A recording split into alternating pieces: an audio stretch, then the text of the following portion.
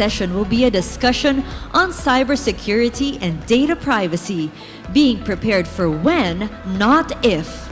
Kicking off this session is the partner of cybersecurity and incident response and intelligence lead from KPMG in Australia, Mr. Paul Black.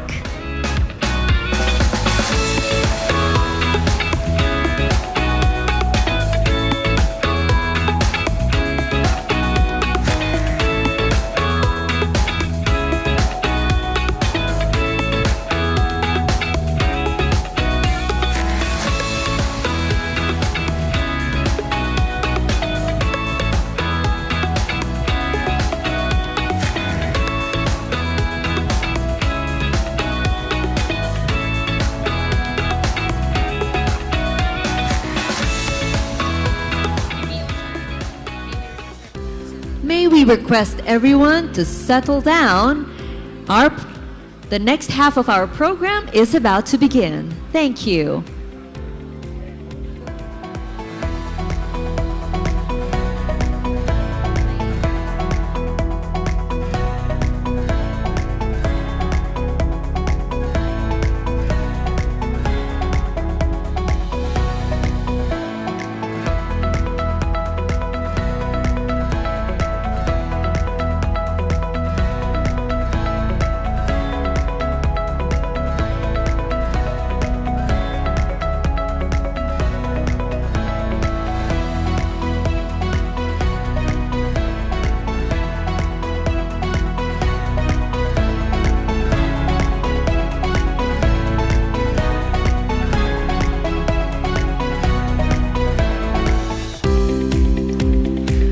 We would like to request everyone to settle in their seats.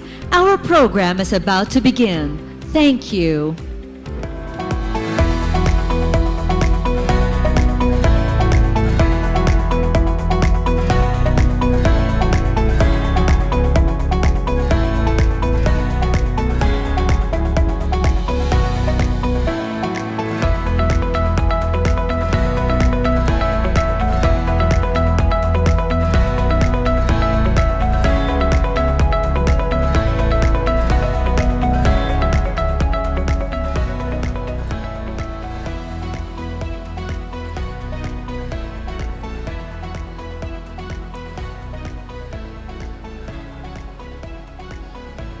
I might just give it one more minute before I get started. If everyone could come back in and please take their seats, that would be great. Thank you.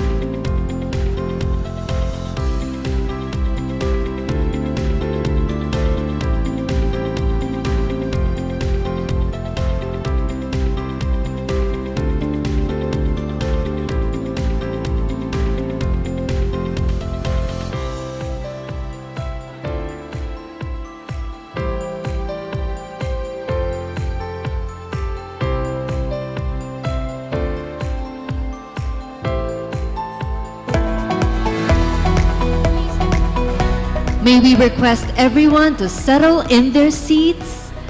Our program is beginning.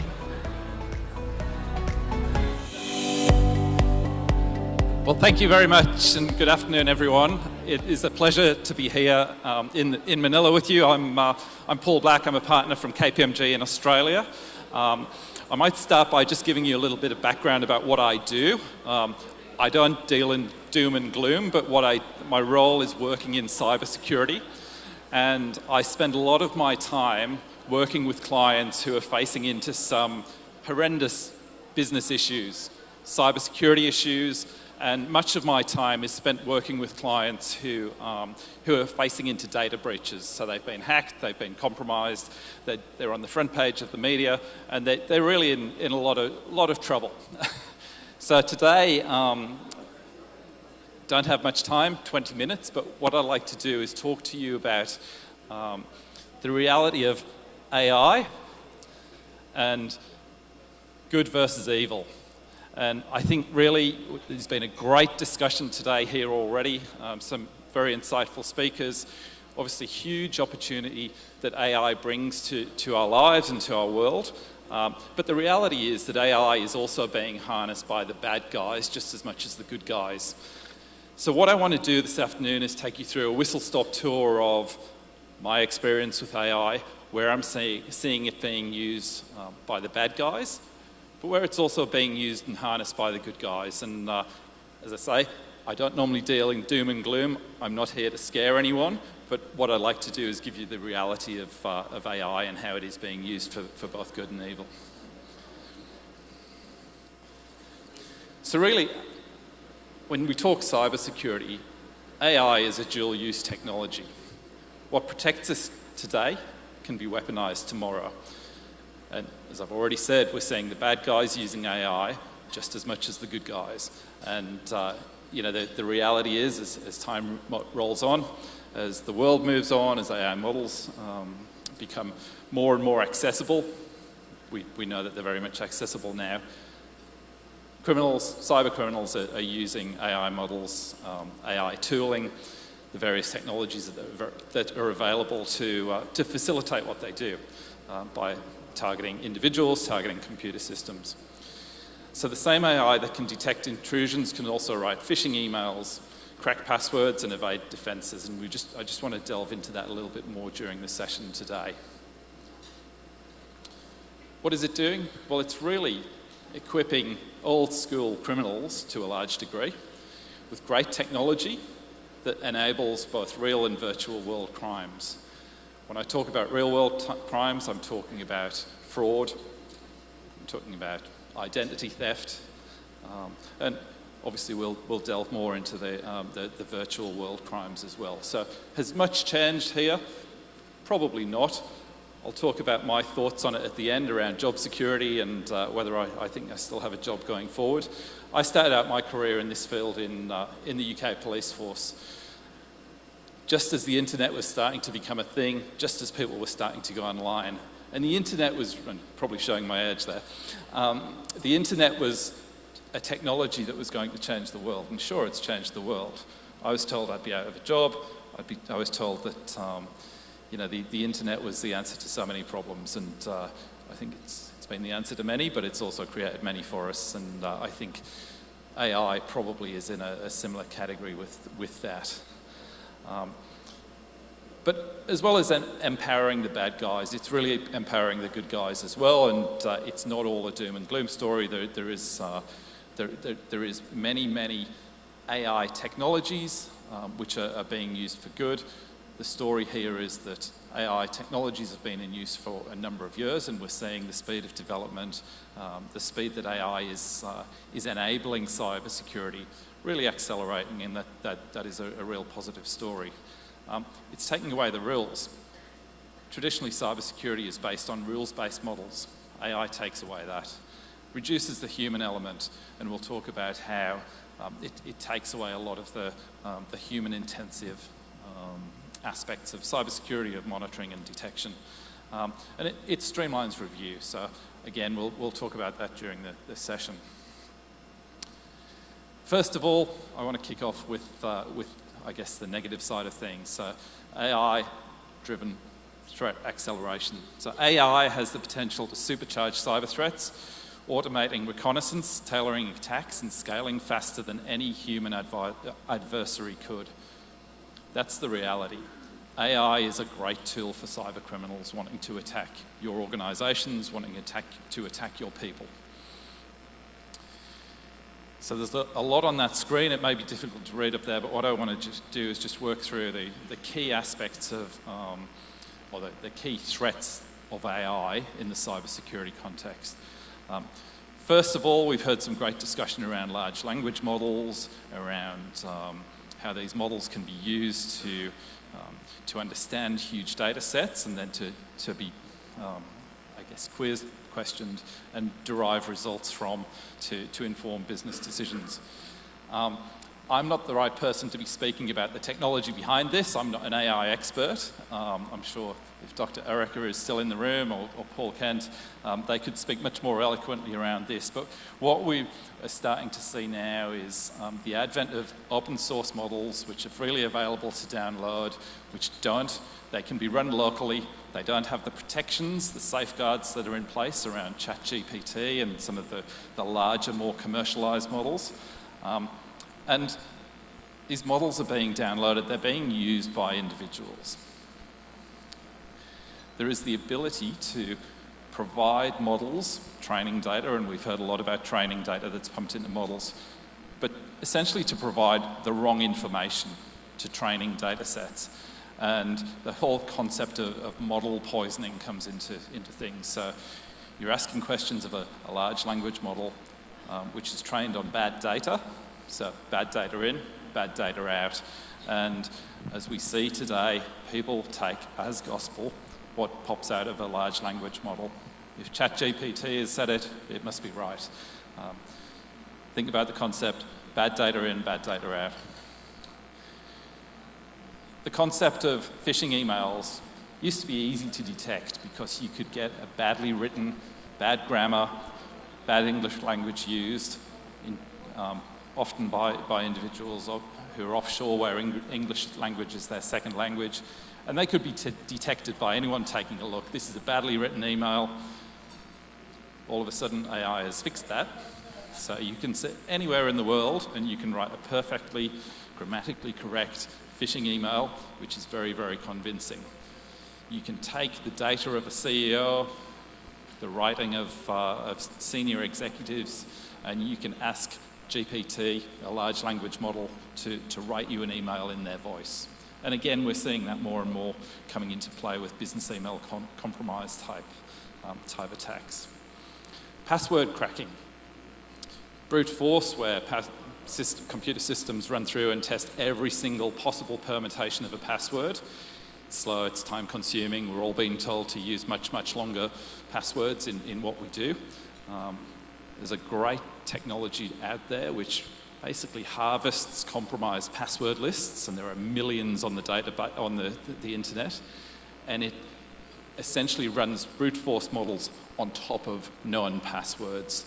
And then, hey presto, all of a sudden, your 15-character password, which is uses language, the capital letters and special characters, is a great starting point.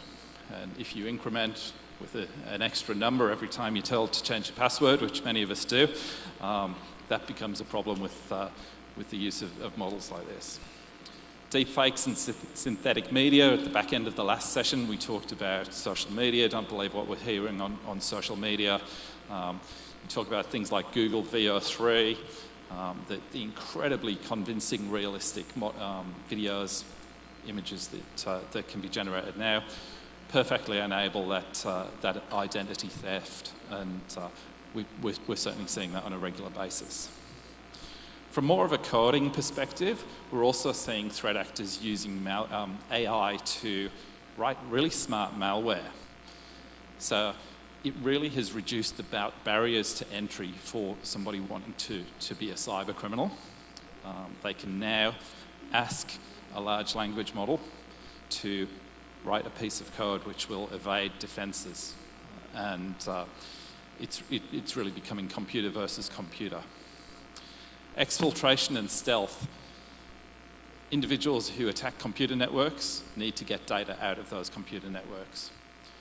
AI is providing great means for threat actors, for attackers who successfully obtain access into your environment, to look for and to identify channels by which that data can be exfiltrated out of your environment. So it's a covert path to scrape data out of your environment, and AI really is enabling threat actors to understand traffic within your environment and to conceal, to obfuscate data coming out of your environment. Reconnaissance and target profiling. So if we jump back to the idea of business email compromise, the good old CEO, CFO email scan, threat actors now can set an AI solution onto its research. They can target individuals, they can scrape countless databases, countless systems using AI-enabled tools to really generate great profiles, to understand who their targets are, to identify the high-value targets within organisations, and to really enhance the individual or the value of the targets that they're going after. And then also command and control obfuscation. Successful threat actors who obtain access into computer environments need a way to control and to control their activities and to control what is happening within the environment in order that they can achieve their goals. AI is really powering the development of technologies to, again, hide, to obfuscate those control paths within the environment. So certainly that's what we're seeing right now. I'm sure there are many, many more uses of AI that are happening. Cyber criminals are researching just as hard as the good guys in terms of how AI can be used, but I just wanted to give you those key areas that we're seeing AI particularly being used in by the bad guys. There was something called Worm GPT, which was developed and released in around 2023. And essentially it was a chat GPT for cyber criminals. It was a paid access solution. It didn't have any of the safeguards that were in place. It was very popular with individuals who were looking to write those perfectly crafted business email compromise emails. And it enabled the generation of just flawless documents. In terms of defensive AI and how it's being used to protect our lives, to protect our environment, and to protect our information systems, while attackers experiment with AI in the shadows, defenders must operationalise it in the light, transparently, ethically, and responsible. And again, we've heard a lot about the ethical use of AI. And I'm pleased to say that we've seen some great developments and continue to see great developments in the way that AI is being used to protect our lives. And in a future where speed matters, AI will be the only way to fight AI. And how true is that? So in terms of key opportunities and how AI is helping us with cybersecurity, certainly threat detection and prevention. We've got some incredible technologies available to us to protect our environments. AI in those technologies is not a new thing. A lot of them are very, very effective. No one can stand still. It's literally becoming machine versus machine, AI versus machine. So I think that's a good news story. In terms of data loss prevention, how do we protect what is going out of our environment? Typically, these solutions were very much rules-based. So somebody would have to basically provide advice to a computer system to advise what can go out, what should we be concerned about leaving our environment. That's bad. It's very, very human intensive. It doesn't catch the real critical stuff that goes out of your environment on its way out. So that's very, very problematic. Again, large language models sitting, looking on your gateway at what's going out of your environment can now start to determine that, hang on, this document doesn't contain the predefined fields that you've said is personal information, but I've identified that in this context, this is personal information. It needs human review and it should be flagged for review. So again, great steps forward in terms of DLP and protection. Identity and access management is another good news story. So we now know that if we're logging onto our corporate systems and I log on in Manila today, and then 30 seconds later someone tries to log on in Australia. That's impossible travel. It can't be me in the two same places at the same time. It will pick it up and detect it. AI is becoming much, much more pervasive in identity and access management, and there's technology available now which will understand how I move a mouse around a computer system and essentially profile my use and identify me as the user of a computer system simply by the way that I navigate a computer screen and work on a device. So I think certainly more to come in that space. Vulnerability management.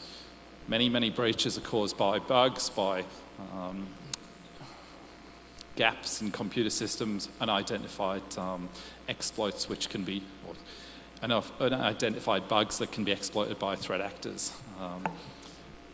Typically, they are fixed by when a notification is made that, and often as a result of an exploit, is only when a piece of software is patched. AI-driven tools, very important, playing a very important role now in identifying those vulnerabilities and ensuring that vulnerabilities are managed on a 24/7, a continuous basis. Triage and collection. Computers are great at collecting huge amounts of data, and certainly in my work, walking into organisations that have suffered a data breach, the first thing we ask for is, do you have the logs? And normally there are some logs, and this is a data breach that may have happened 3-4 months before, and everything that would have told that organisation that they were being breached at that point in time sits in a log. But there's just so much information that no one could make sense of it. People are just bogged down by an overload of alerts. It takes manual review, and the individuals, the humans charged with protecting the environment just can't identify the anomalous activity and alert quickly enough. So AI plays a very important role in terms of that data analytics, that real-time data analytics to identify the anomalies within environments.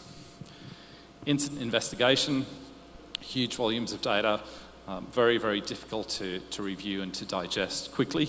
AI, again, plays an incredible role, and there's some fantastic technologies that enable us to really get to the key information that's been lost very quickly.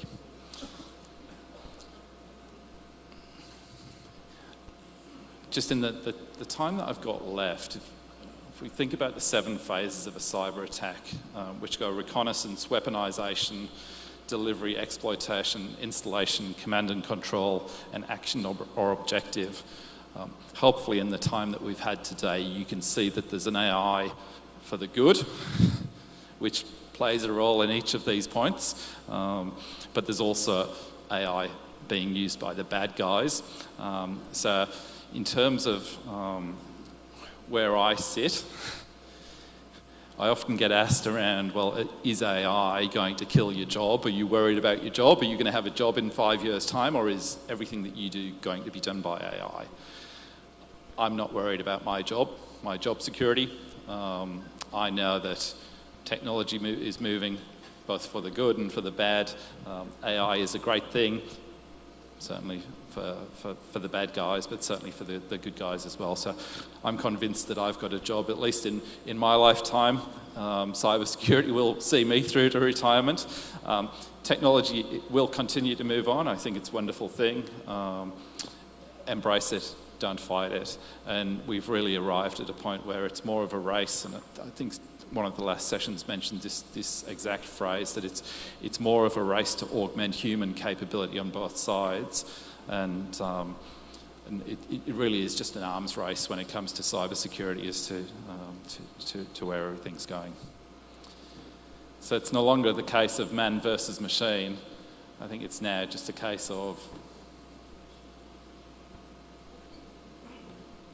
the animation's not working properly. It's man with machine versus man with machine. So thank you very much for having me this afternoon, and hopefully I didn't scare you too much. Thanks very much. Thank you, Mr. Black. Our next speaker is the Counter-Adversary Operations Threat Intelligence Specialist from CrowdStrike. Let us all welcome Mr. Hensa Nanthakumar.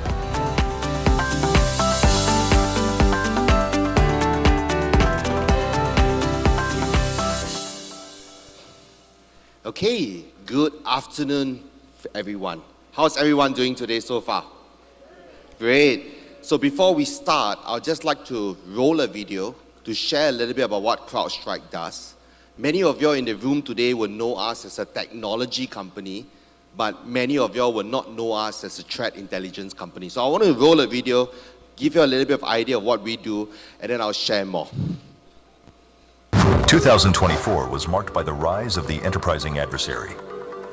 Sophisticated threat actors are demonstrating unprecedented adaptability, refining their tactics, scaling their operations, and leveraging a business-like approach to cyber attacks.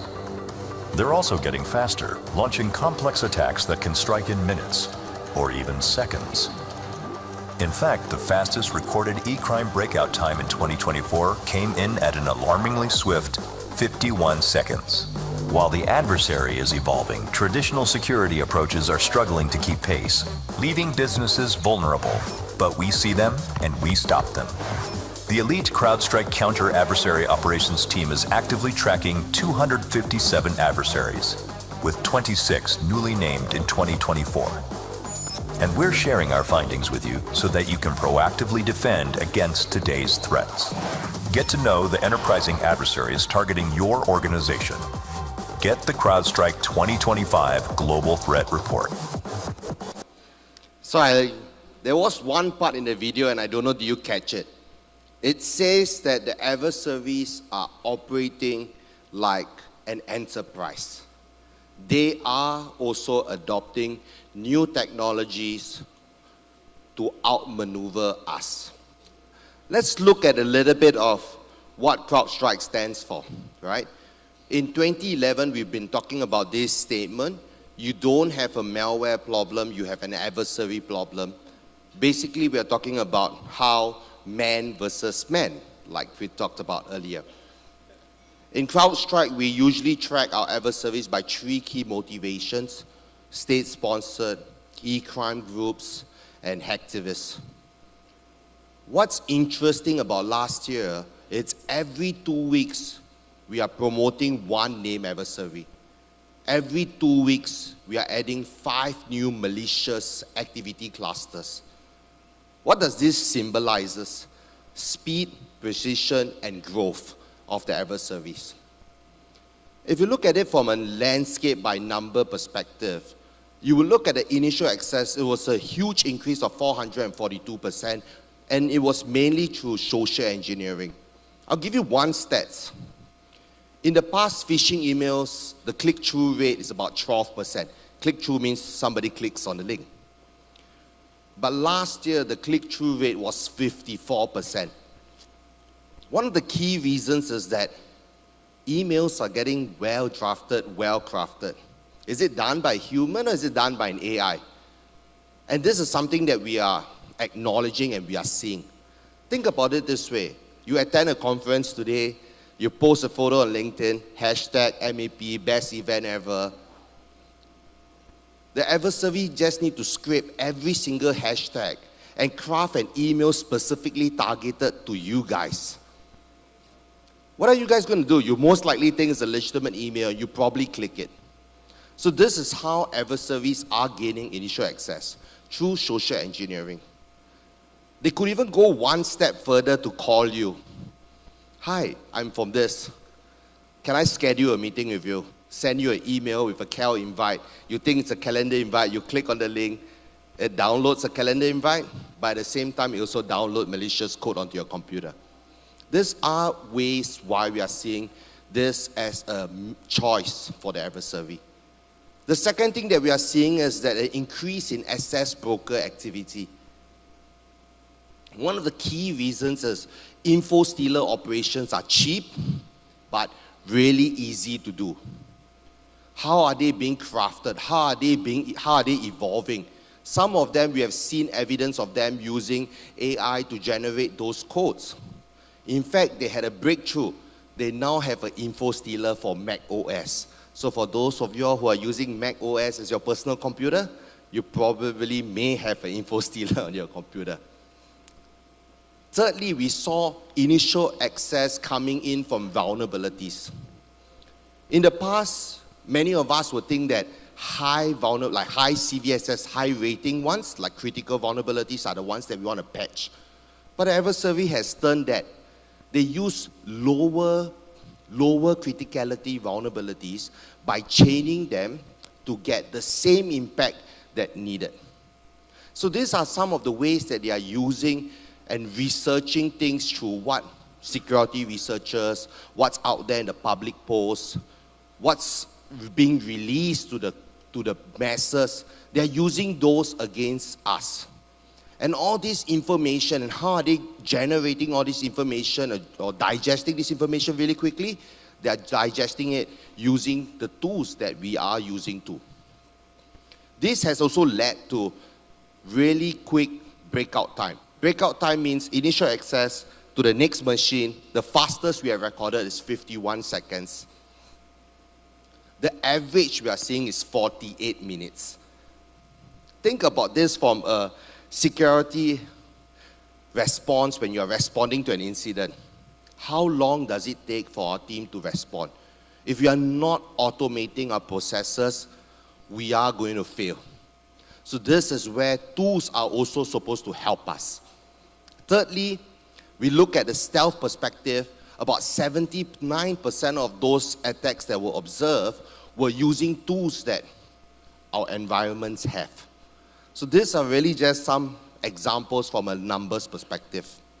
And this really talks about adversary just logging in with our credentials, adversary using tools that are in our environment instead of bringing weapons to the fight.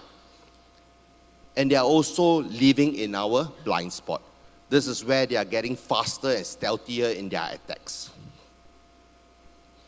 Let's look at one example, and I would like to call them Scattered Spider. They are a very prolific group, mainly focused on, in the last 2 months, they have really focused on the retail sector. I would say we have recorded about 140 incidents so far in the last 2 months. But let's look at the attack sequence of how they are running their attacks. From initial access, they log in through your Entra ID. They obtain it through their smishing campaigns, well-crafted ones. They do discovery, try to find guides, VPN setup guides on your environment, on your OneDrive, and etc. They then move to your on-prem or your cloud domains, establishing those persistency. They then escalate their privileges, and then they evade your evasion by disabling those protections that you have set out in your environment. So this is really how attacks are getting more complex. For a single sequence that you can see, everything is done by the same group. And let's really talk a little bit about what's happening in the region, and maybe let's make it even more spicy. Let's look at Philippines as a whole. If I look at the top targeted sector in the month of May, you would see things like financial services, healthcare, professional services, governments. These are really one of the few top targeted sectors that we are seeing in Philippines. If I look at some of the adversaries, you will see state-sponsored ones like Marsden's Panda, Locksmith Panda. These are state-sponsored by China. They are active here, mainly very focused towards the government space or even the telco space. But if I look at some of the e-crime groups like Solar Spider and Vampire Spider, these guys like Vampire Spider employs quite a fair bit of AI tools to build easy accessible codes for people to buy off them. In fact, they can manipulate it for their customers to use those tools against all of you guys. These are really some examples of how the adversaries are evolving the game. They are changing how they are playing. And if we don't understand the change, we can't defend against them. If you look at some of the top MITRE techniques that we are observing are things as simple things like system discovery, command and scripting, and even impact defense. These are really some of the 3 top MITRE techniques that we are seeing in Philippines itself. If I look at some of the top tools or malware being used, I'd like to really draw your attention to things like AnyDesk and NetScan. These are things that are legitimately used by your organizations. And these are tools that they are using to aid them. So really just to take a step back, how can we now defend against a complex adversary and how can we do it better? I know I like the idea where you talk about man with machine versus man with machine. I like that idea a lot. And this is how we need to respond. Because today, for a modern adversary, no domain is safe, no entry point is off limit for them anymore. So we need to have this 4 paradigm shift, right? And you've got to move from reactive to proactive. And there are 4 things that I feel that we should do. Number 1, we need to know the adversary. But there's way too much content out there. How are we able to understand it? How are we able to build those models? In CrowdStrike, we see trillions of telemetries coming in. We have built data models upon data models and refining those data models to really enable us to classify those adversaries and track them. And what you guys can do in your organization is about leveraging finished data that we have crafted, or you could also build your internal data models looking at what is hitting you versus what are the techniques that are being used by these adversaries, so that you have a better understanding of who is targeting you. You can't go to the war not knowing who's your enemy. You won't win the war that way. Number 2, you need to have good cross-domain visibility. Remember I talked about attack sequence and you see multiple domains are being affected. Having that good cross-domain visibility, it's going to be critical. Having a good understanding of your heat map of the adversaries targeting you and what are the techniques being used, that can then drive your strategy. And this is the third part, right, where how do we then increase speed with automation? And this is where AI is going to help organization, triaging. We all know security practitioners in the industry, far and few. So like what Paul said, our job security is quite secure for, I think, in my lifetime too. It is really far and few. And how are you going to help your guys? You need to give them the right tools. You need to empower them to be able to triage alerts faster with context. They can't respond to an incident quickly if they don't have context. And it usually takes time to get that. But there are tools out there that enables teams to get context on their fingertip itself. And that's really where it leads me to the 4th point. You really need to help your team. You need to help your analysts get to the good stuff quickly. And that's where tools that you choose, your security strategies that you make, it's going to help your decisions for your organization. We all talked about, digital transformation in the last few sessions. But I urge all of you guys in your room, as you digitally transform, you need to also have a security transformation strategy.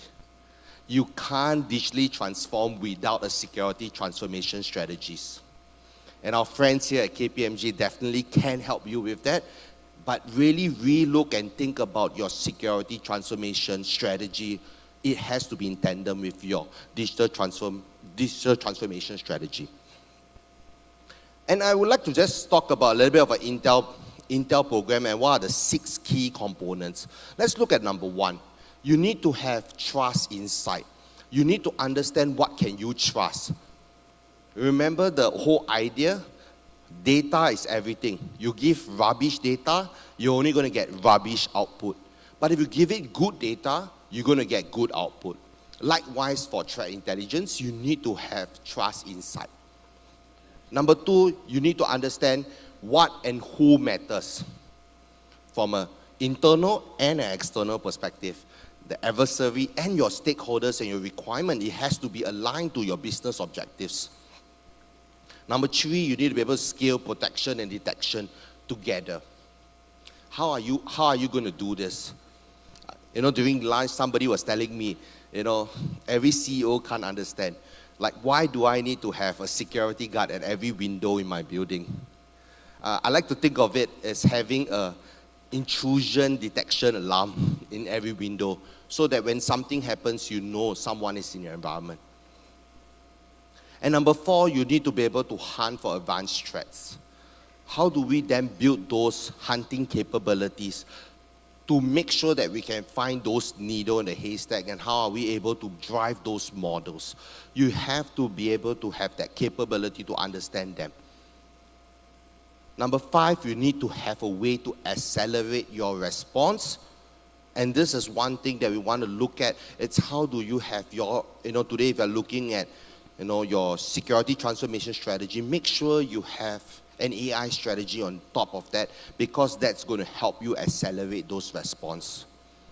And number 6, you need to be able to shape those security strategies to stop that breach from happening. Let me just, really highlight and summarize again. The adversary out there is really outmaneuvering our controls and our teams today. And even in CrowdStrike, we needed to respond to this. So that's where we decided to break down our barriers internally and reform our counter-adversary operations by merging our intelligence team and hunting teams. Because intelligence is all about predictive and hunting is all about disruptive. And what we do behind all what we are so successful is because of our data scientists that helps us filter through that noise of data that we have. Even today, if you look at our platform that we have, you will see that we have petabytes and petabytes of data, but we have built a data model that allow us to cluster those activities so that we are able to see it. So when you look at your own internal security stack, how are you guys doing this? How are you able to bring millions and petabytes of data into a platform where you are able to cluster and look at events in a much simpler form? And this is how CrowdStrike does it today in our platform for our customers. And I just want to leave some key takeaways for you guys, as decision makers in your organization. These are the 5 key things that you want to look at in drafting your security transformation strategy.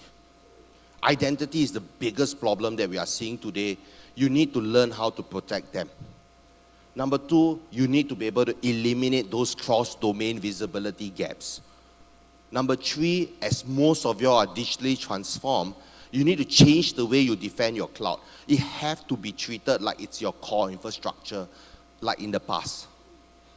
Number 4, you need to prioritize your vulnerability with an adversary-centric approach, no longer using prevalence or CVSS. And number 5, you need to understand who is targeting you and who is after you so that you can fight and defend better. And with that, in CrowdStrike, we always like to say this. We want to know them so that we can find them and we can stop them. Thank you very much, everyone. Thank you, Mr. Nantha Kumar. Kindly take your seat on stage and let us call back Mr. Paul Black to join. To moderate our panel discussion and Q&A, let us invite on stage the co-chair of the MAP Technology Committee and the EVP for Technology, Sales and Marketing of Accent Micro Technologies Incorporated, Mr. Josefino Bong M. Paloma. We encourage everyone to participate in the Q&A for this session. You can submit your questions through Slido by scanning the QR code on the screen or going to slido.com and key in the session code MAP-KPMG Summit 3. Okay, so good afternoon, everyone. Please submit your questions through the Slido in front. So, as the moderator, I get to ask the first question. Sure. Okay. The first speaker, Eugene, talks about people and culture.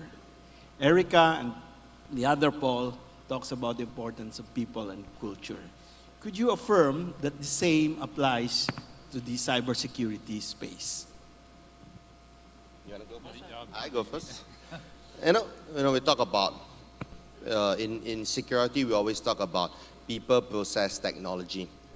And I always like to think that it's, of course, in importance of order, right? People always comes first. Training your people, uplifting them, that's going to be key. But processes and technology enable your people. So that really affirms what we are saying. In cybersecurity, it's always about people, process, and technology.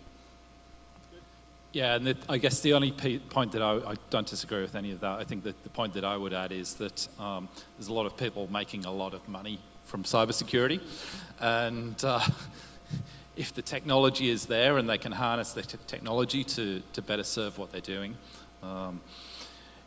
as long as we have people, we'll have cybersecurity issues and we'll have jobs. Okay. So do we have questions from the audience? Wala pa? Okay. So maybe we should give a prize. The first one to give the question. The second question is, Eugene talked about digital transformation. You made mention that it is equally important to look at security transformation as a strategy that comes along with digital transformation. If you look at the legacy way of protecting an enterprise today, most of the people in the room realize that when they wake up one day, they have over 100 brands of different security products, tools, and technology. Yeah. Can you tell us, is there anything in the horizon that will make this simple, operationally simple, easy to manage, and less costly? Just like what we see in the digital transformation, we deliver more with less. We leverage on the silicon, we leverage on AI, we leverage on the software development. Is this something that we see in the security space happening? I think for me that is the holy grail, and certainly I haven't seen it happening. I think there are technologies, there's solutions that are trying to address that need, but I do think it is just that it's the holy grail, and whoever can crack that will become. Let me do a follow-up. What is making that difficult from a security point of view? Because the silicon is there, the technology is there, the software is there, the process is the same. So why not, extend the same, experience into the security, cybersecurity space? I think it comes down to consistency and standards, and any large organization, even small organizations, will be dealing with hundreds, thousands of technology vendors who don't have solutions which talk to each other. There's inconsistencies in the way that systems integrate, and that whole integration in the security space is a significant challenge that no one's cracked yet. I might also add that in my role, we deal with some organizations that have huge cybersecurity spends, but still get breached. You share the same view, Enza? And it comes back to people. I think, let me first address this, right? If there is a company out there that can do it cheaper, better, and remove all that complexity, whoever found that company is going to make a lot of money. But I have not found one yet. But let's really sort of understand a little bit, right? When we digitally transform, the complexity in protecting the environment is created by us, not by our vendors, not by the complexity. We are the ones who have decided, let's go to SaaS, so it's cheaper. We optimize our costs by moving to SaaS. And sometimes even businesses, like you guys here, make a decision to buy a product. But sometimes security has no control over what's the risk of that product. So this is where complexity is created by us. Is it easy to solve? Definitely not. But we look at our IT strategy today, we look at consolidation. We consolidate into a single IT vendor. We try to remove those fats. Likewise, we need to look at it in a security angle. How are you able to rationalize your technologies that you have from a security perspective?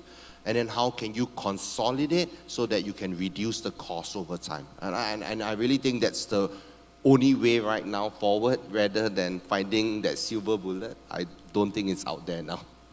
Thank you, gentlemen. Let's take a question from the audience. From Mr. Anonymous, what are the most promising AI use cases in cybersecurity beyond threat detection? Example, predictive analysis, identity protection, automated forensics. Yeah, so I touched on this partially during my session. I think there's some great developments, AI-driven developments around identity protection. As we all know, identity is really at the core of cybersecurity, and identity is the number one target for cyber attackers, because if they can steal an identity, if they can access an environment as an employee, they don't set off tripwires, they don't set off alarms using the traditional sort of rules-based identity platforms. If you can overlay an identity platform which understands the characteristics of how an individual uses their computer, and it's really digital fingerprinting for a person's profile as to how they use a computer system. To me, that is an incredibly promising development, and really looking forward to seeing where that goes.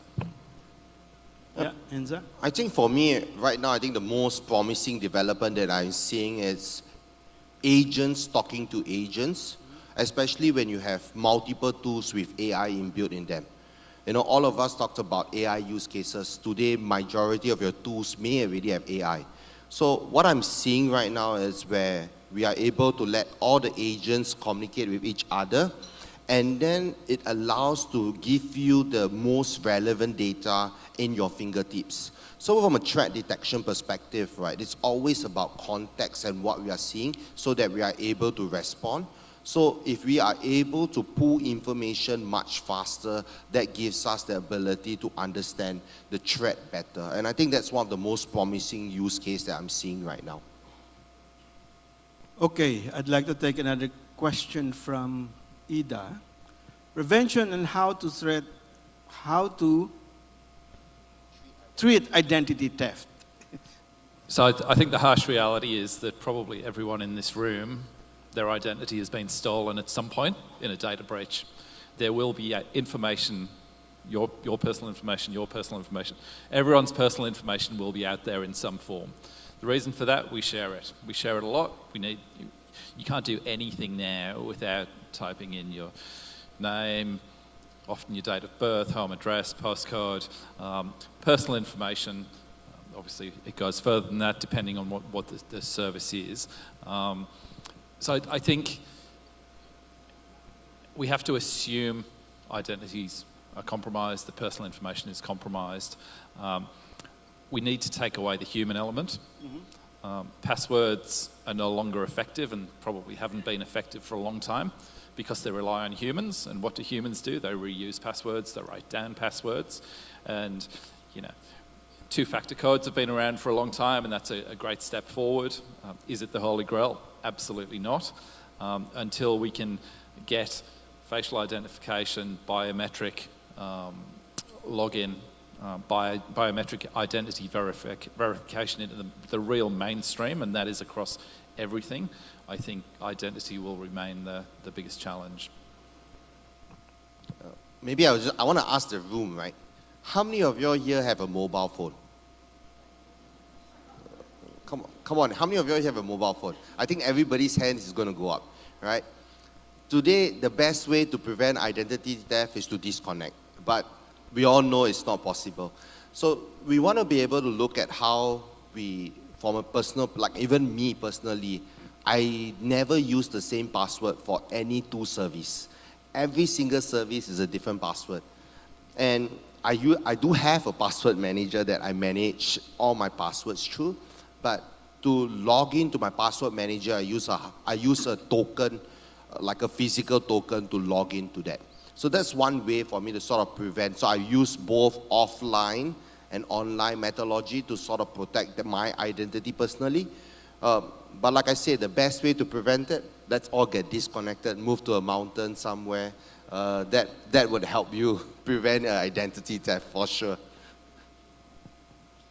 It seems that the number of exploits is increasing by the day. In your experience, are companies being penalized and spending more now in order to make their companies secure? Is that a trend? That they have to spend more to make their security posture better? I guess if all of us have $100 today, the decisions that we make with that $100 matters. I can't say I have $100, but I want to spend $120. That's how we get into debt, right? By spending on our credit card. Let's change that to an organization perspective. If I understand who is targeting me and I understand what are the techniques that they are using, I can then make a strategic decision on how to spend that $100. Of course, with everything, I'll say put a pivot strategy, because as the threat evolves, we want to be able to pivot our spending. So don't commit to a long-term contract or stuff like that, but what we want to do is make sure we have a pivot strategy in place. So $100 is always still $100, but make sure we spend it at the right place. Better than zero. Yeah, better than zero. If you give me zero, then I think it's a bit tough. But if you have $100, let's look at how to spend that effectively. And for me, I don't necessarily think pure play security spend is the answer to cybersecurity. There's obviously a big education piece. We talked about humans a lot. But the other piece that was touched on by Paul and some of the other presenters earlier on was the question of data governance. So in my role, often the first time I'll meet a client is when they're on the front page of a newspaper because they've been compromised. They don't know what's been compromised. Senior executives have got press at their door, outside of their offices, wanting comment. And at that point, they don't actually know what's gone out of the door. They don't know the information that their organisation holds. And that's one of the biggest challenges that we see with victim organisations, is that they hold way too much information that they don't need. Do you really need to retain the passport number of someone who was a customer 10 years ago? Well, there's probably a good chance that you didn't, unless you're in a very, very highly regulated industry. But how many organisations do? And even today, in the day of cloud and everything sitting in the cloud, how many organisations in this room still have a file server somewhere which has 20 years worth of data from every employee that's been in the organisation that no one's ever been game to delete? There'll be emails in there, there'll be HR data in there, there'll be all of the company's secrets, tons and tons of personal information. And what is the first point that a cybersecurity attacker will go for? They'll go for the file server. They'll go for these big unstructured data sources, because that's the data that they can monetize very, very quickly. They know that if they're going to ask an organization for a ransom, what better way to do that than to be able to threaten the publication of customer information, the publication of employee passports, police checks, and the like. So data governance is absolutely key, and so I don't think it's necessarily a pure play security spend that's the answer to this. Another interesting question from the audience. We talk about people culture. The question says, how can you rule out internal collusion from a cybersecurity perspective? We can't. Quite a lot of the work that I do and that I'm involved in is malicious insiders. So either individuals within an organisation who are disgruntled for some reason, or more and more we're seeing individuals within an organisation who have legitimate access being paid by third parties. And certainly it's fairly well publicised that it's a tactic of North Korea to plant IT employees within organisations. Why? Often IT employees have godlike access. So what better place to launch a cyber attack from than from the inside? So I think that's a real challenge. I mean, if you ask me the best strategy, or if I see, let's talk about a story, right? The more I see of insider attacks, typically revolves around either contractors, people who are tight for deadlines, and they say, hey, I need all the access. I think the best way for us to do it is to always what I call just-in-time access. So if you need something of like a privileged access, how long do you need it for? What do you need it for? Having a process to question that and give them just enough time to complete their task and turning off that access, this is then going to be your best strategy. So there is really not a technology here, but it's really a process that you can implement to safeguard that organization. And I think that will be the best strategy forward. Yeah, I think the concept of zero trust has been around for a long time. Only give people access to what they need access to. I don't think anyone's mastered zero trust. It's too much of an administrative overhead. It just doesn't happen in reality. I'm hopeful that AI and some of the technological developments that we're seeing now can support that, and there are certainly steps towards achieving or implementing zero trust within environments, but the reality is that it's a real hard one, and no one does it particularly well. We have a very diverse audience here, composed of conglomerates, medium-sized SMEs, very diverse. I'd like to ask both of you, what are the most common misconceptions of companies, regardless of the size, when it comes to protecting their company? Because some companies would take a position, I'm too small for a cyber attack, for me to worry about cyber attack. They will never come to me. Is that a valid claim? Or you're putting yourself at risk by having that kind of mindset? We often get, who would attack us? We've got nothing worth stealing. We don't handle payment information. We don't handle personal information. Every organization handles personal information. If they don't have customers, they have employees. I think that the fatal step is to say, who would attack us? We're not worth attacking. I think it's, if you want to look at it this way, right? Is it worth attacking someone small? Let me just ask a question today. If you were to walk across the expressway, can you be avoided by getting a car? If you are fat, you are small, you're likely going to get hit by a car when you walk across the expressway. So threat actors today are very opportunistic in nature. They don't know your size, to be honest, right? They don't know if you're a big company, you're a small company. As long as you have a digital footprint, they are able to go after you. And being a small company, you do need to take note that you may have access to larger companies, your customers, who could be a conglomerate, a large organization that you supply to, that you are selling to. They can use you as an angle to get into those large companies. Think of your reputation, think of your business. If you don't protect yourself, and because of you, a large company got breached, your reputational damage is going to be worth more than the money that you're going to spend on a security. So this is really an example of how it doesn't matter the size. It's all about the strategy. And I think technology spend is not directly proportionate to how secure that you are. Cybersecurity budget is a board-level discussion. Is there a formula how much budget or money they should spend on cybersecurity? Is it based on the size of your company, number of employees? Is there any metrics that you can share with our audience?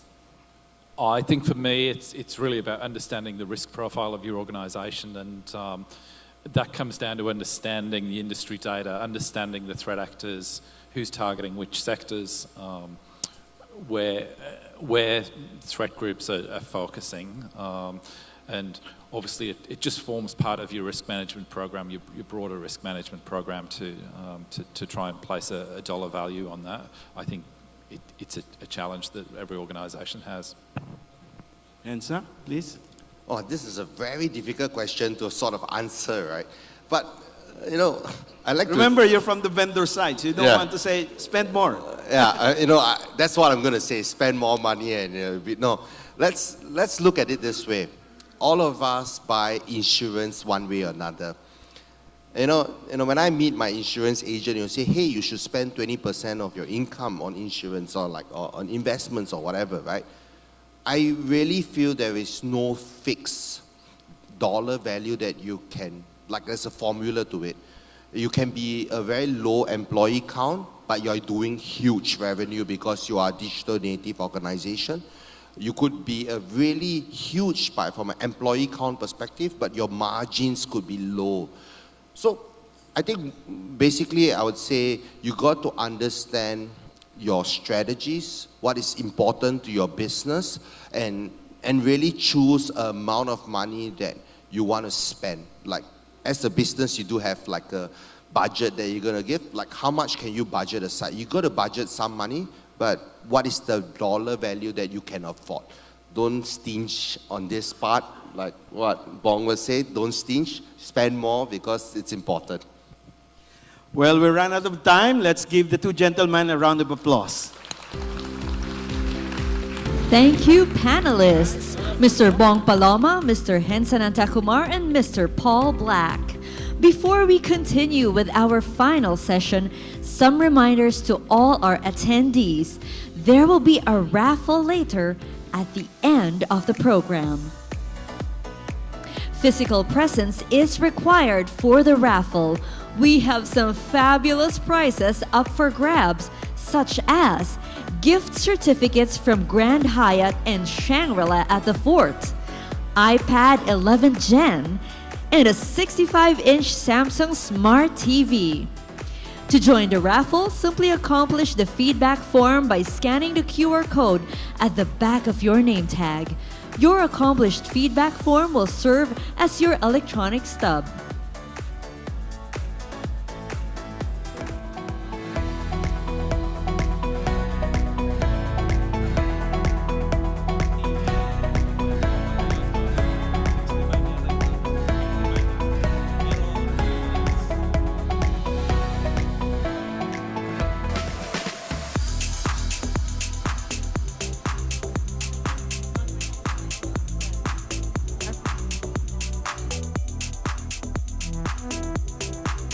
Our final session for today is all about technology innovation. It's about customers and their problems, not technology. We will be having an exciting fireside chat between the founding managing general partner of Kaya Founders, Mr. Paolo Campos III, and the chairman of 917 Ventures, Mint Gcash, and Globe STT GDC Incorporated, Mr. Ernest Koo. Let's give them a round of applause. To join our panelists on stage, let us welcome the governor in charge of the MAP Technology Committee and independent director of GT Capital Holdings, Mr. Gil B. Henyo. Thank you, Ernest and Paolo. Maybe to start off the session, to introduce yourself to the audience. Paolo, what do you do? What portfolio do you have? Yeah, thanks so much, Gil. Thanks so much to the MAP Board of Governors and team for having me here. My name is Paolo Campos. I'm the managing general partner of Kaya Founders, which is an early stage investment firm. We invest in startups that are in the Philippines and solving the Philippines' most intractable problems. We have about $1.5 billion pesos in assets under management. To this point, we've invested in about 50 companies. You'll see on the screen some of those investments that we've made over the last few years. And I can walk through later some of the themes that we're seeing specific to the Philippines. But great to be with all of you this afternoon. What about you, Ernest? Post-Globe, what are you doing now? And how does your portfolio look like? Well, it's still busier than I anticipated, to be honest, Gil. I think it's the same level of number of meetings that I go to, but it's a different type of adventure, I would say. But really, I'm focusing a lot on Gcash these days, advising the management team, and obviously, I think it's much publicized. We're preparing for our IPO, right? Also helping our various smaller companies in Globe. Number one is STT GDC, which is our data center business, building the largest data center in the Philippines at 124 megawatt in Fairview, which we will be, hopefully, Carlo, in August of this year, we'll go RFS and ready to serve our first client. Also doing Kickstart Ventures, participating in the investment committee there. And of course, working a lot with 917 Ventures, which is a creation in Globe that we did to actually propagate innovation. after my time at Globe. I decided to sort of formalize the creation of 917 Ventures because I wanted my legacy to continue of innovating, right? And I didn't want it to go away when I went away, and so we institutionalized it with a group of people inside 917, building it the same way, in the same fashion we built GCash, right? Which is truly looking at people's problems, like you mentioned, problems of scale, and leveraging a lot of the assets that already been built by the telco into new businesses. So we built a few things, GCash, and then a collection of businesses that focus on ads, analytics, loyalty under Brave Connective, run by Nico Acosta. And we also have an API business that we are incubating and working on today, and hopefully will scale one day, called Concati, and a very small play today in the pet care vertical. So a lot of different things, just trying to solve pain points, addresses the challenges faced by our customers, that we can solve in a digital manner. That's kind of really where we are today. Well, the theme of this session, which is actually the subtitle that we have, it says it's not about technology, it's about customer problems and how we can solve customer problems. So how do you find customer problems? Do people come to you and say, I know this problem and I have a great solution for it? Or do you have your own view as to, okay, what kind of customer problems you would want to solve? Whether it's an investment theme or an area, maybe I'm always in fintech, nothing else. How do you actually find problems? How do these problems and solutions find you? If you don't mind, Ernest, I'll go ahead. Maybe I'll take a step back and share what we're seeing in the broader ecosystem. What we're seeing these days is that the Philippines is perhaps the most exciting startup venture ecosystem in Southeast Asia today. A big part of what I do is entertain a number of regional investors visiting the Philippines looking for opportunities to invest in startups. We have some of our partners actually in the room with us today. And what they tell us is that if you look at the map of Southeast Asia, where the different pockets of opportunity are, that the Philippines is really front and center as the highest potential place to build startups across all manner of industries. So to your question, the original thesis of our fund is that the Philippines is in a quite unique window of time in terms of customer behavior, and I'm very honored to be on the stage with Ninong Ernest. I always say that our ecosystem is built on the shoulders of giants, and I have to say there's no one more gigantic or who doesn't cast as a larger shadow as Ernest, what he's done over the years. The GCash is the most exciting venture story in Southeast Asia today. And that's not me saying that, that's regional investors telling me, yes, we're excited about the Philippines precisely because you'll have the most exciting exit in Southeast Asia or outcome in Southeast Asia with the upcoming GCash IPO that Ernest mentioned, right? So in the tailwind of that and following on that excitement that regional investors have for the Philippines, for where we are and for the rest of this decade, a lot of that pandemic induced. All of us lived through the pandemic together. The rate at which the behavioral change happened, not only in companies like GCash, but for all manner of startups that have been able to leverage this change in behavior, has really meant that there's tremendous opportunity across different sectors, across different fields. Having said all that, Hill, so on the one hand, we're open for business, right? If you're building anything related to the Philippines, would love to talk through and brainstorm those particular solutions. Looking retrospectively, though, at the investments we have made, there are certain investment themes that we have seen kind of come out. And in particular, as I've organized the portfolio companies in our portfolio around, particularly around the new Filipino consumer and this new digital behavior that we've all lived through post-pandemic. particularly around frictionless business and business owners, all of you in the room, all thinking about technology and how it can improve your business. The fact that you're here today is self-evident for that. And then finally, the third bucket of opportunity, and you'll notice these are not verticals, these are not industries, but rather themes, is really around this credit gap we see in the Philippines. And it's something I think GCash is trailblazing again in addressing, but I think there's the most monetizable opportunity in the Philippines today is addressing this credit gap, whether that be on the business side, SME, MSME side, or on the consumer side. So to answer your question, Hill, I think it's both. It's on the one hand, looking for founders, building in the most exciting market in Southeast Asia these days, and at the same time narrowing in on the exciting themes for the country. What about you, Ernest? Do you have like investment themes? Obviously, from a GCash and financial inclusion perspective, everybody knows that. But all the other things you mentioned, advertising, APIs, and the like, under Brave Connective, are there investment themes that you would consider or would not consider? Well, there's really no theme, right? The issue, the way I look at startups or businesses that to build would really center on customer issues. You know, first of all, it has to be a real customer issue, and you don't understand customer issues until you deeply understand consumers. And when I was at Globe, I really walked around, observed in stores, observed in the streets, what are people doing, right? And you can see already, like, let's just mirror the GCash story. The GCash story is people were paying with cash all the time. And there was always a problem with change.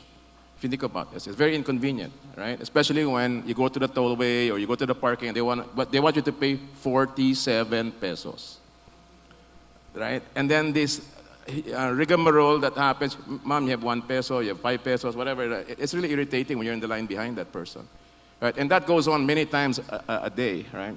Now, I also look at the issue of how big is that problem? Because Globe is not a small company. For me to go into a segment of a business and say it only will do 100 million pesos, my board will maybe kick me out of the room, right? So the second thing I look for in a problem is got to be big enough to move the needle of a company like Globe. You know, it's 160 billion in revenue. It's got to move the needle, right? Unfortunately, GCash is moving the needle because today it's much larger in market cap than, but not much, it's slightly larger than Globe, because Globe went down, unfortunately. Right? Because, yeah, it's very painful, by the way. I'm still a shareholder of Globe. And the other one is, of course, I look at what is our right to play in that business. Right to play means, does Globe or our company that I'm involved with, getting into that space, give us that unfair advantage? Right? With GCash, we said, look, we got a fantastic distribution network throughout the country. At that point in time, when offline was the mode of distribution of load, 1.2 million points of presence around the country, right? We had a massive database of customers, right, that we could mine for acquisition. And of course, a fantastic team of people, our consumer sales team, that could go out and actually acquire customers. Right? And then when you put all those things together, and of course the capital to do it with, and of course, also the reputation in partnering. You know, so, you know, the partnering reputation is quite important because, you know, we were able to snag Ant Financial as a partner for GCash that gave us that platform that we needed to scale, particularly during the pandemic when we were ready to scale. You know? So those are the elements I look for in a business to start. You know, like I said, you know, it's got to be a real problem. It's got to be scalable, and you've got to have the components in your existing portfolio to be able to get that advantage. So when you're talking about these factors that you consider, Ernest, what kind of weight do you put on who's the person pitching to you? Does he have a track record? Is it a person who, even if he fails, tomorrow he can start another one? Is he staking his entire life and savings on it? What do you consider when you're looking at the founder and he's pitching something to you? Well, at Globe, it wasn't quite a founder, but it was someone who was willing to risk his career. Right? I mean, if you're willing to risk your career, then I'll give you the capital to do it. All right? But also, you need to have someone, I think, who's extremely flexible. Because one thing I think Paolo would also understand this and see this, however you start in that business is not how you're going to end up. And along the way, you've got to be able to pivot. You know, got to move left, move right, and see what the right product market fit would be, adjust your product. It will not be as you expected. It's never linear. You know, GCash went through so many iterations as well. Hill, you would remember, we started as an SMS service, right? And then, you know, it was a website, then it became an app. But with app, there were no smartphones. So you gotta wait until the right moment as well. The other one is, I think it's important to have the right timing. GCash was developed at Globe in 2004. Can you imagine paying and sending millions of transactions a day by typing out the number on a feature phone and an SMS? You know, no amount of AI will solve the customer problems and errors in the customer care center that way. And so we decided to wait, right? Wait until smartphones proliferated in the country, and it had an infrastructure like 4G to be able to really provide the proper app experience. Right? And of course, we were also looking to countries and economies like China that had already moved forward, where digital payment was already accepted and there was an established model we could follow. Right? And like I said, fortunately, we got Ant Financial and Alipay to help us build the business, and the rest, I guess, is history, as they say. Right, so you've got founders really, you know how to pivot, you know how to read the market, you know how to read consumers, you know, and people who also know how to change consumers' minds. Because I don't know if most of you would agree with me, but Filipinos are the hardest people to switch habits from. Right? They're used to something. It's very hard to get them out of it. Right? Like when we were using cash, you know, when I was advocating GCash pre-pandemic, it's like, I don't need that app you're walking around. I have cash, right? I like the coins jingling in my pocket, right? You know, so it's very, very difficult. I mean, if you look at the tollways today, people still like to pay with cash, which is, I don't understand that, but they do it, right? It's very, very difficult. When we were doing smartphones, remember? And showing people how to stream video, they said, no, I buy my DVD in Cinema Square for 50 pesos, right? But eventually, people do get around to it, get the experience right, get convinced that there is value in the new technology, and then eventually stick to it. What about you, Paolo? You must encounter a lot of people who pitch things, either people who've started to pitch only their very first, or maybe first few, and then of course those serial founders, right? What's your impression of them, and what distinguishes those who are successful versus those who are not? Yeah, I think the reason I mentioned the Philippines is really in a unique window of opportunity with really a new crop of startups emerging is precisely around these different founder profiles. Maybe I'll speak directly to the audience. The last investment we made as a firm is in a former MAP member's startup, David San Pedro. If any of you have worked with David San Pedro, formerly CEO of Unilab Healthcare, he was already on his kind of post-retirement life, but saw a problem and iterated a solution around solving that problem that was extremely compelling, right? So the first founder segment we're really seeing emerging these days is corporate executives who feel that they have gathered the domain expertise in their particular area or field. They see a new angle related to that business that they think they can bring to life, are willing to sacrifice their careers and kind of take a very risky plunge of starting in a startup and being on a journey of an entrepreneur full-time. The qualifications of these corporate executives, and again, I'm looking around the room and, hoping to nudge some of you to become entrepreneurs and speak to me after the session about some ideas you might have. You really can't replace that domain expertise, right? So I think that's the first. The second is around this new segment of founders who have seen it before. We call them the second generation tech talent. Within Ernest's family and his own kids are very much of this ilk. Ernest's son Martin was previously our chief marketing officer at Zalora many moons ago, went on to lead Ninja Van here and a number of other very important roles in the ecosystem. Someone like Martin, again, learning from Ernest, of course, this is a huge advantage, but also cutting his chops working for the different large digital players we know today. right? I was formerly with Zalora, but Lazada, Shopee, GCash itself, we see a number of founders coming out of the GCash ecosystem, starting ventures. So these second generation tech talent have seen the scaling journey as an employee or working for someone else, and as such are ready to try to throw their hat in the ring themselves, right? So I think with these different types of founder profiles, you really have the right domain expertise, insight, and experience. I don't really say it so publicly because it's not really a nice thing to say, but we don't really invest in student founders or college kids. Like, as much as well-meaning as they might be and as much great the idea might be, as business people and MAP members, you all know that business is about learning on the job over many years in your particular area, right? So the beauty of where we are as an ecosystem is you do have these profiles of founders who've proven it to themselves in a non-entrepreneurial capacity and are wanting to become founders and throw their hat in the ring. So that's what we're taking advantage of and trying to support these founders in the journey. Oh, I can see already some people maybe being inspired and say, oh, okay, he's referring to me. I might have an idea. But maybe let's go back to basics, Paulo. How do they actually go about pitching something to you, for example? Yeah, I'll give you the line I usually say in these types of topics. I think it's very useful advice for any would-be entrepreneur. And that line is, if you ask for funding, you get advice. If you ask for advice, you usually end up with funding. So I would, anyone thinking about an idea, I think that's the first step.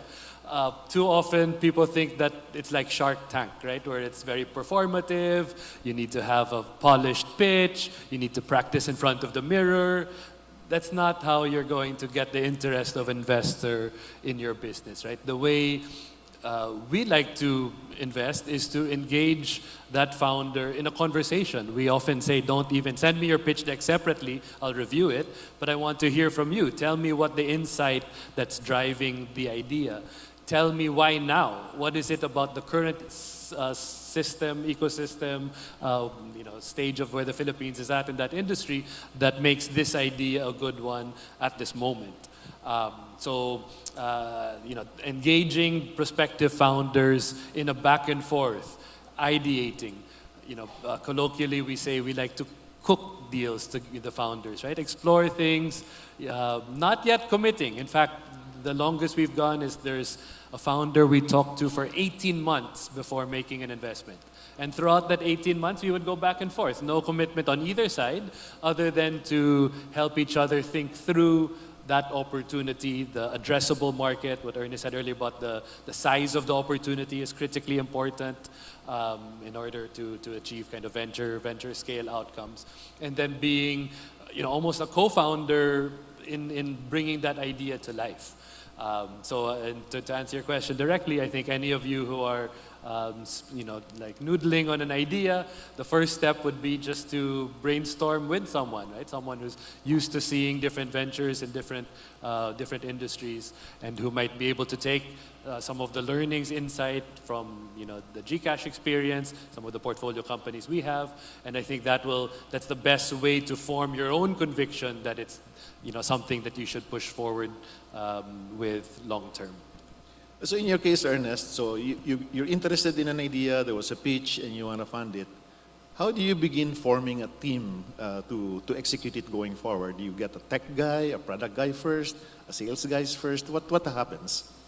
Well, at 917, we have what you call entrepreneurs in residence. I mean, they are basic business people, like Paulo said, who've had maybe a couple of startups that have not actually worked out, but they have the right qualities that I mentioned earlier. One of curiosity, one of flexibility, and humility is important, right? To be able to accept you didn't make it and try again, right? None of us are perfect 100% of the time.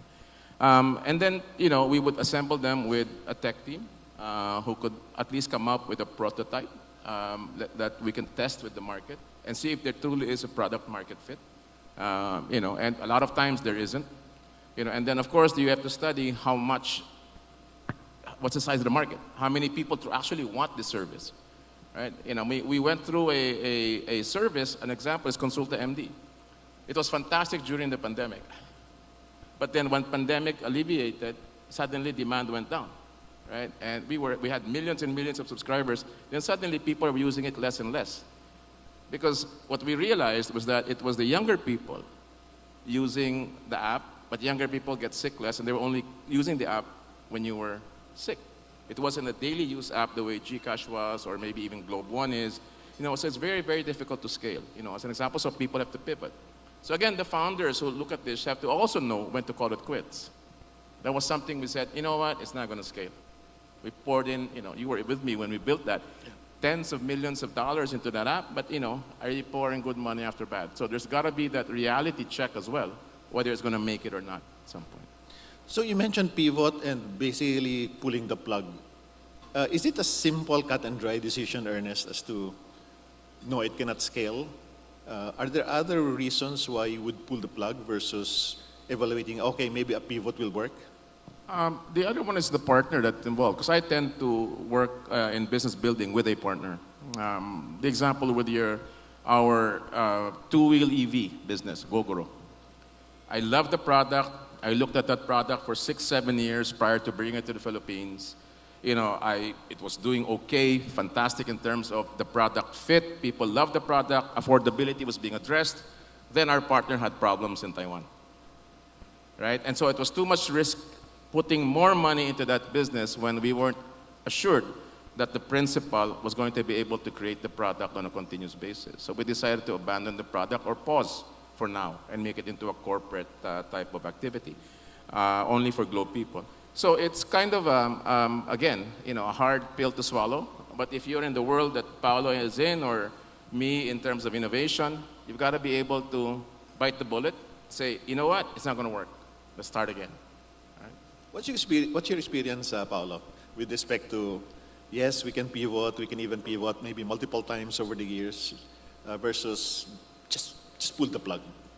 Maybe I'll go back to what Ernest said, which is all journeys of startups there's no startup that ended up precisely how the founder thought of it in the beginning. The whole nature of innovation, of discovering product market fit, is obsessively listening to a target group of customers, making your solution 10 to 100 times better than the alternatives for those specific pain points of that customer segment, and iterating on the product and the solution to continue to build those insights into the product in a sense of rapid iteration. So by definition, the growth of a startup is one that has pivots at every turn. So there's no problem at all that the original pitch is different from what the strategy the founder is pursuing today. That's par for the course. I think where the company often loses steam, or a decision to pull the plug is made, is really more related to interpersonal and social reasons.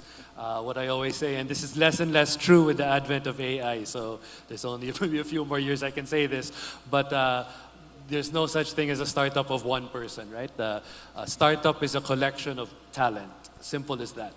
And so therefore, your first job as the founder is to convince not even investors to join you, but to convince other people to join you on the journey, and to sometimes on a volunteer basis, part-time basis, sideline basis in the beginning, but eventually over time hiring a team and all of that. So precisely because that's the end-all and be-all of a startup, is this collection of talent that you're able to bring together, that's exactly where it can go wrong. And and a lot of these, and often investors like that there are co-founding teams, because then you're not really so much at risk that if that one person leaves the business or something happens to that person, that investment is lost, right? So investing in co-founding teams, even if there's a CEO who's the most senior of them, building out the rest of the C-suite, which often hold co-founder titles in a startup setting, that becomes very critical. That's exactly where things can go wrong, right? That if you end up fighting for interpersonal reasons, not being able to deal with the stress of failure. I have to say the biggest personal learning I've had in the last four years or so doing this is that you need to be comfortable with failure. You need to be comfortable with things really not working out, and you not giving up because of that. And often that becomes the catalyst or rationale for founder teams falling out. In general, I think the moment you take someone else's money, you're committed to work every single day. It's not a lifestyle business anymore, right? You need to show up, work every day till the last breath of that business. So that's their fiduciary obligation that founders have to their investors who believed in them. But indeed, when it's a matter of not getting along, unfortunately, that can spoil even the most highest potential startups. Paulo, you've heard a lot of those speeches. Some of them have been successful, some have pivoted. When you think about the successful ones, in your view, what are some of the common characteristics of why they succeed? I think it's very easy to get caught up in vanity metrics when building a startup, using valuation as a proxy of the worth of that company, or even your own self-worth, or valuation is a vanity metric, right?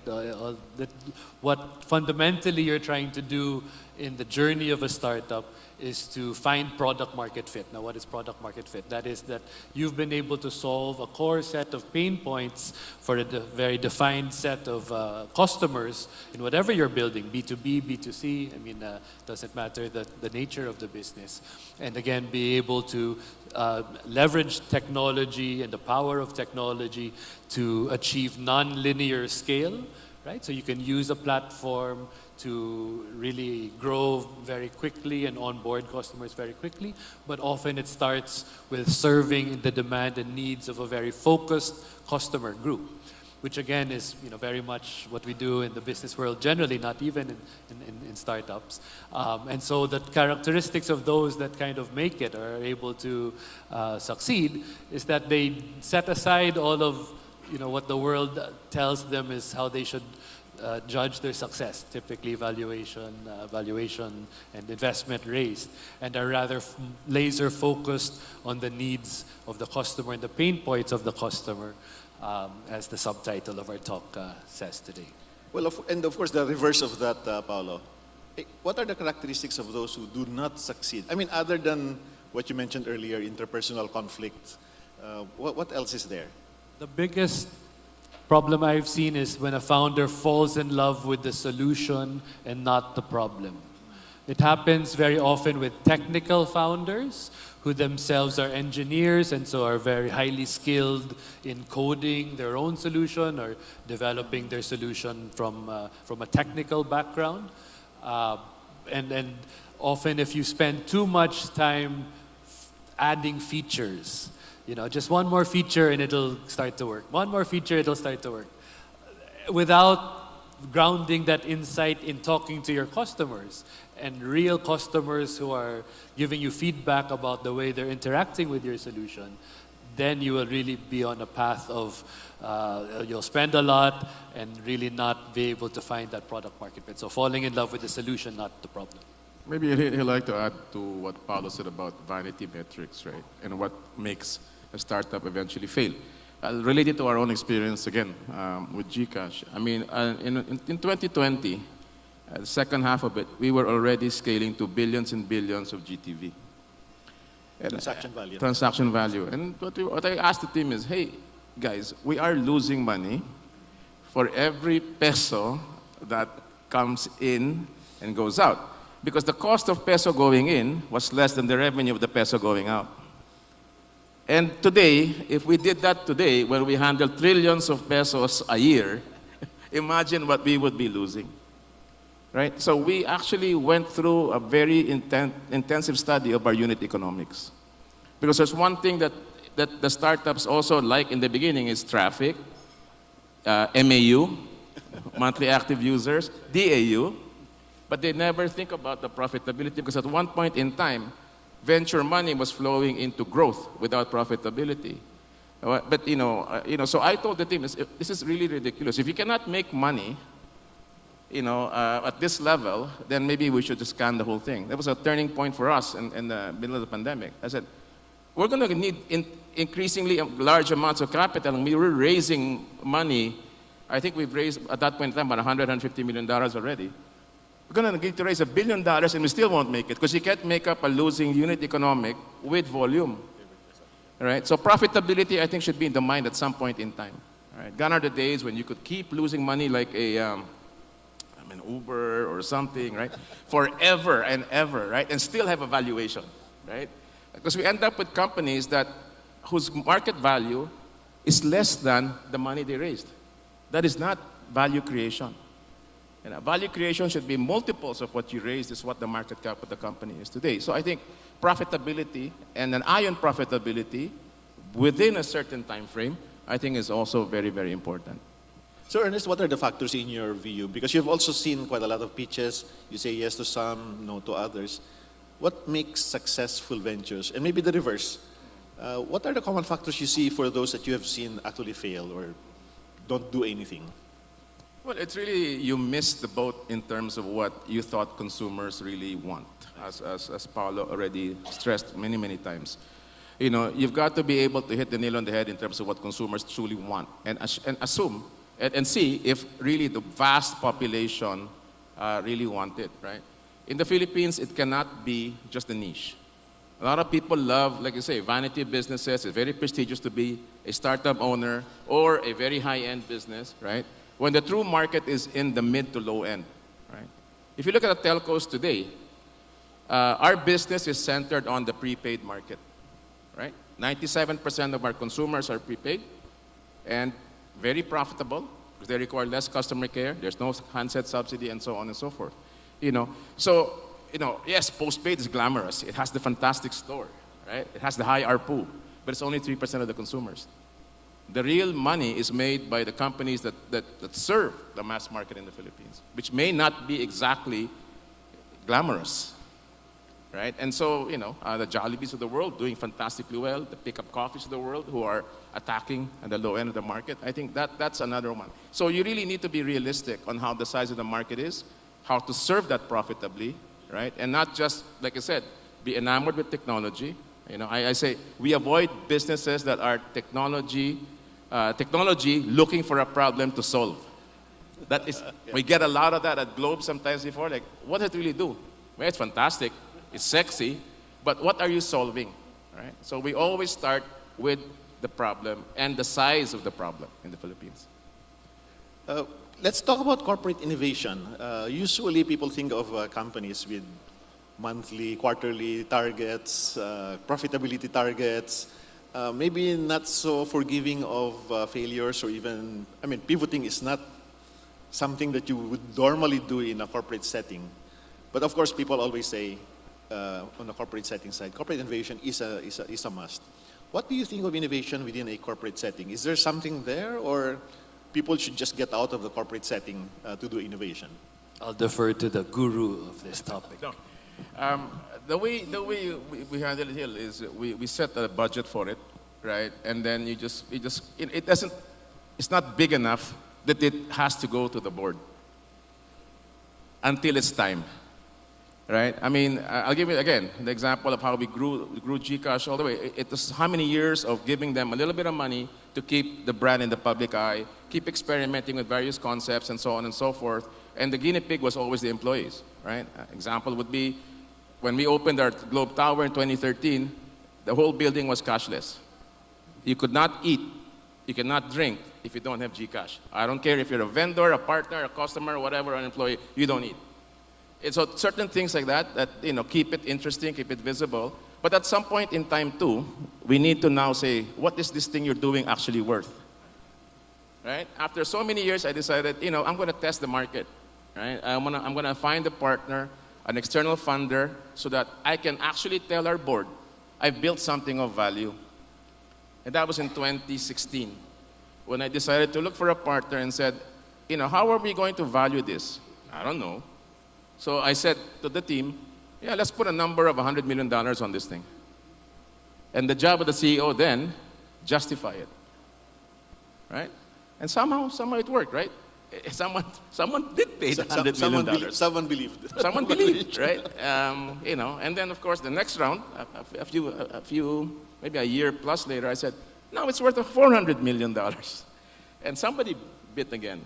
And then so on and so forth. It was 100, 400, a billion, 2 billion, and 5 billion US, right? And so, again, it's just keep things interesting. And once you build the track record, I think the board now will allow you to do many more things, many more experiments. Obviously, it cannot impact the bottom line in a significant manner or a material manner. Maybe, Paolo, this is for you, because someone who is doing a question, anonymous, says that in the Startup Blink report, Philippines ranked 64th. Is there a way that we can harness everyone across the ecosystem, academia, government, industry, so that we can rise up in the rankings? Yeah, I guess just generally on these reports, I mean, this piece of news kind of made the rounds. I generally am very doubtful of the methodology and, the vantage point that they take. And so, nevertheless, of course, it opens the question around what the Philippines needs to further strengthen, right? So, and again, continuing the narrative of where I see the ecosystem being today. We're the most exciting venture ecosystem in Southeast Asia. I'll debate anyone on that topic, and I have. That means high potential, right? What does that mean? That means there's still a lot of problems to be solved, which we live every day, right?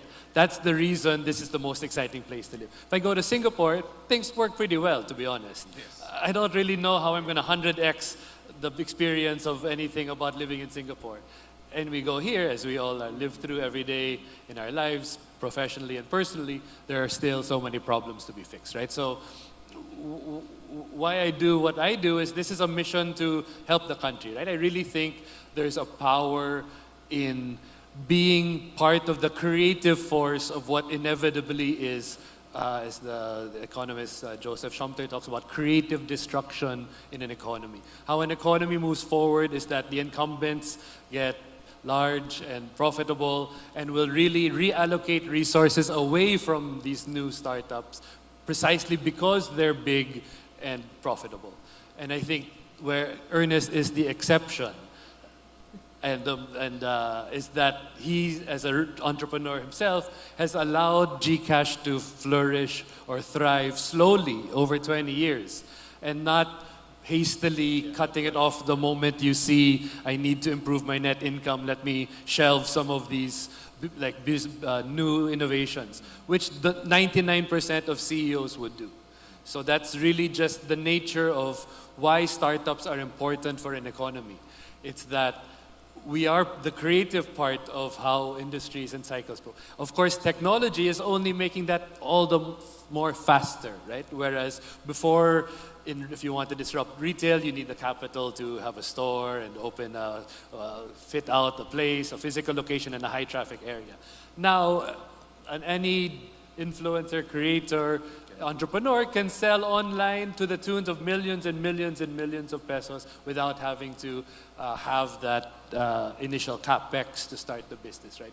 So there's this democratizing force, that power that technology has on an economy.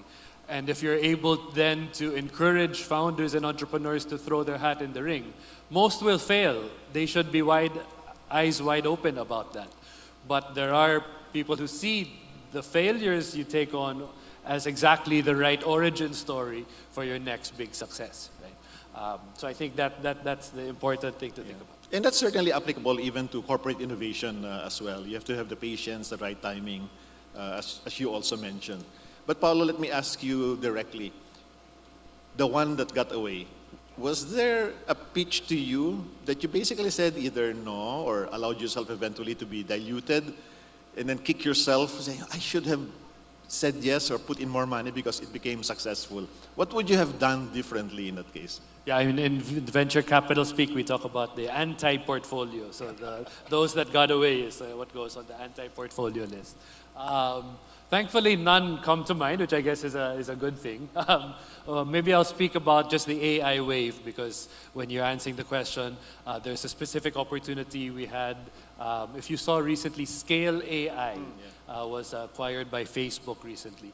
We actually had an opportunity a couple of rounds ago to invest in this business. Of course, there is a big Philippine story. It was already such a high valuation, but in hindsight, that would have been a good deal to pull the trigger on then. Precisely because I think the AI wave, and you heard it from the earlier speakers today, it's really a platform shift, right? And definitely there's hype, definitely, it's all the rage, but there's merit in that, in the ability of AI to really transform industries, across the globe and all across different sectors. So very specifically, it's this opportunity at Scale AI, which was just recently acquired by Facebook, which we could have done, which in my mind would have been our first kind of way to ride the AI wave, which I certainly think is here to stay for us. Do you have one that got away, Ernest? There was one with Kickstart Ventures. It's a company called Remitly in the US that we had a chance to invest in the first round. But we believed at that point that remittance was already mature. I think today it's close to becoming a unicorn. So again, I think, but still though, but if you're gonna focus on the one got away, I'd rather the ones that we didn't invest in that did not do well was more than the ones that did well. So right, so I would think about our batting average is still pretty much okay. Ernest, earlier you said you don't like, or certainly a cause for failure is technology looking for a solution or a problem to solve, right? But let's look at the reverse. And it's a question from the audience also. Can you give an example of how an insight or an observation of a customer resulted either in a change or in a technology solution? Well, the one that comes to mind almost instantly is a solution we had built in GCash for the OFW. And again, this, I told you, I usually by observing, talking to people, it just happened at the Dubai airport. I remember this. One of the OFW managers who met me at the gate, escorting me to the lounge, was talking to me about GCash and said, sir, we really need to have GCash here, overseas. Because it's very difficult to keep our Philippine SIM alive, to be able to have the access to GCash. And said, why do you need GCash so badly when you have remittance? And the answer to me was, sir, when we remit money to the Philippines, it never gets to be used the way we intended it to be. We lose control of our money. And so he said, but if we had GCash, we could pay our bills directly. And that led to the creation of GCash International. I asked him to study that problem and see if we could create a solution for the OFWs. And that meant, number one, we had to convince the BSP to allow us to use a foreign phone number on GCash. Right? We had to work with regulators in various countries to allow us to operate using Filipinos. So today, it's available now in 100 plus countries. You can use your local number. You can pay your bills directly via GCash and only send over, instead of 100%, maybe 10% that you could lose. So we brought the control back to the OFW in the way so they don't have to remit money over and over again, because they said it's a really painful experience because the bill that does not get paid is the most essential one because it is the one that will make you send money again. The second one that, again, through insights, was again related to international, was Filipinos who are traveling today. They don't have cards, so they have to bring cash. And typically, the medium of exchange is the US dollar. So peso to dollar, they get hit once in money transfer, money exchange, right? And then dollar to the local currency where they're going, another, right, hit on the money exchange. And so they've lost maybe 15 to 20% every time they do that. And that's why we worked very hard on the ability of GCash to be used as legal tender in various countries across the world, right? We started off with the QR codes. It's now any Alipay QR code in China, you can use it now, which is a breakthrough in itself, because there's no other payment method in the world, I think, that you can use in China other than Union Pay, WeChat Pay, Alipay, which is available with a surcharge. Then the team created the GCash Visa card precisely for the Filipino travelers. Not the high-end guys like in this room who have 4 or 5 cards, but the guys who don't have plastic. But I know you guys love using that card too, don't you? Because of the favorable exchange rates. Because we did that too. And I'm glad to tell you today, GCash is the largest issuer of debit cards in the Philippines in 18 months. Because we're solving that problem for the Filipino, right? So it doubles also as an ATM card, also with the best exchange rates. We beat every bank in the country in terms of that exchange rate. Because it truly is a solution built for the average Filipino traveling overseas, right, on a budget. So those are kinds of insights that we look at that really solve a problem. So talking about GCash, Ernest, how high can the penetration go given rural areas, remote areas?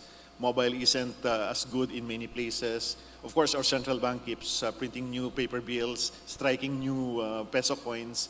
How far can we push being a cashless society? I think it'll never be 100%, like in anywhere. I don't think even in China it is 100%, because it's not going to be 100% coverage and signal.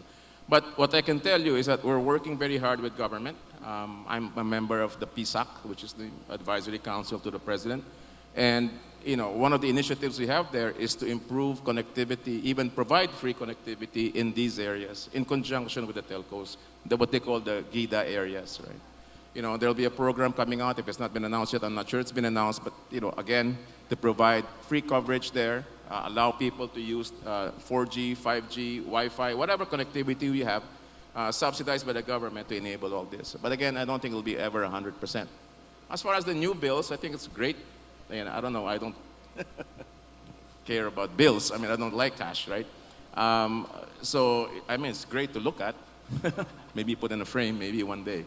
But I don't know, I think it's irrelevant to the adoption of digital payments, right? But Paolo, talking about customer problems to be solved, right? Something that everyone faces every day is the whole traffic situation. Is there anyone who can solve this customer problem? I'm sure he's going to be rich. Yeah, unfortunately not in the near term. Hypothetically, the way to solve the problem is, in a way, what's already happening in the US. So mass transport, which is more of government, public responsibility.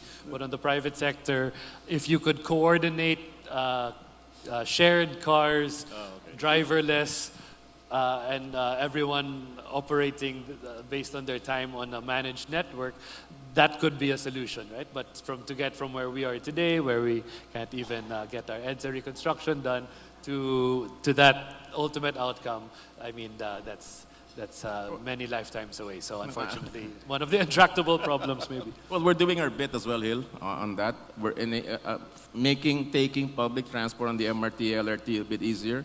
We're launching a tap to pay. You tap in and tap out with your GCash phones. And by the way, if you're on Android, you can tap to pay with GCash already today. So we're going to create all that eventually and make the whole experience a bit easier. But again, if we fill the MRT, LRT with capacity, we got to build more. And that's not within the mandate of technology anymore. That's infrastructure. That's right. So let's go back to corporate innovation for a while. This time talking to CEOs of companies, because obviously innovation is necessary in a corporate setting. What would be one advice you will give to the CEOs? Is it about being tolerant of mistakes or pivoting? Is it about finding the right ideas? What's one advice you can give to CEOs in the audience?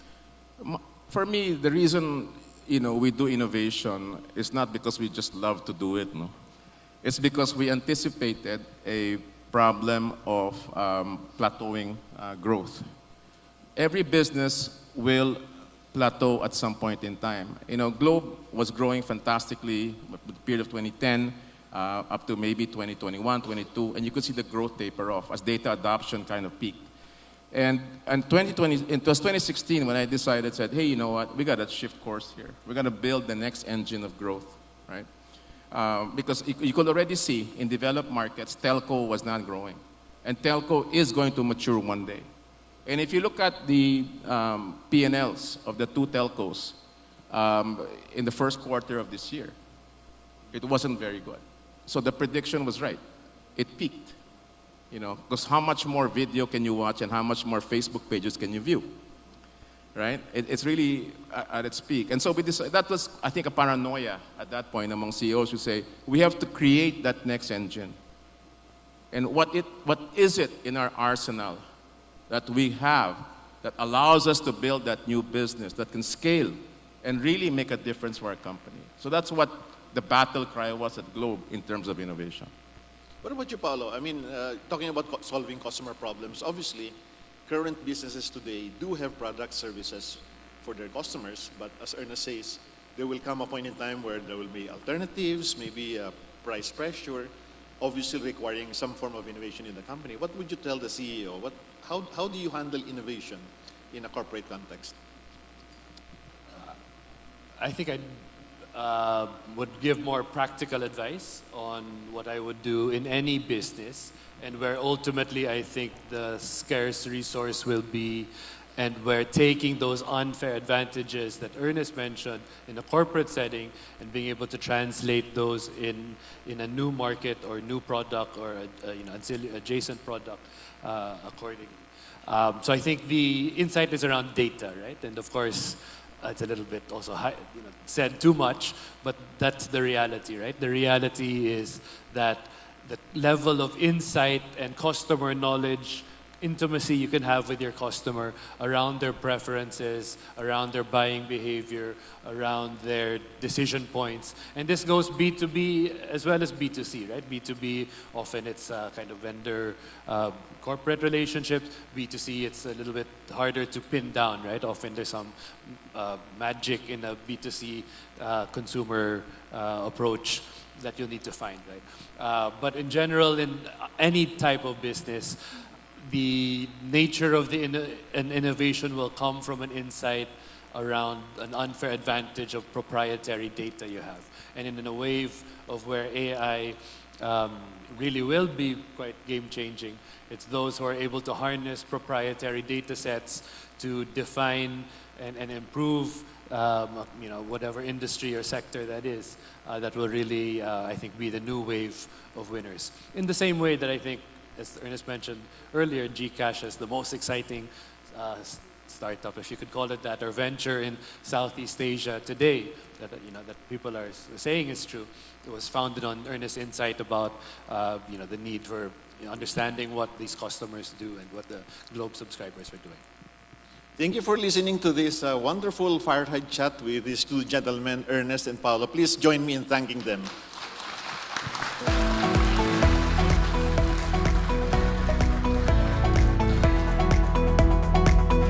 Thank you again to our speakers and moderators for that insightful fireside chat.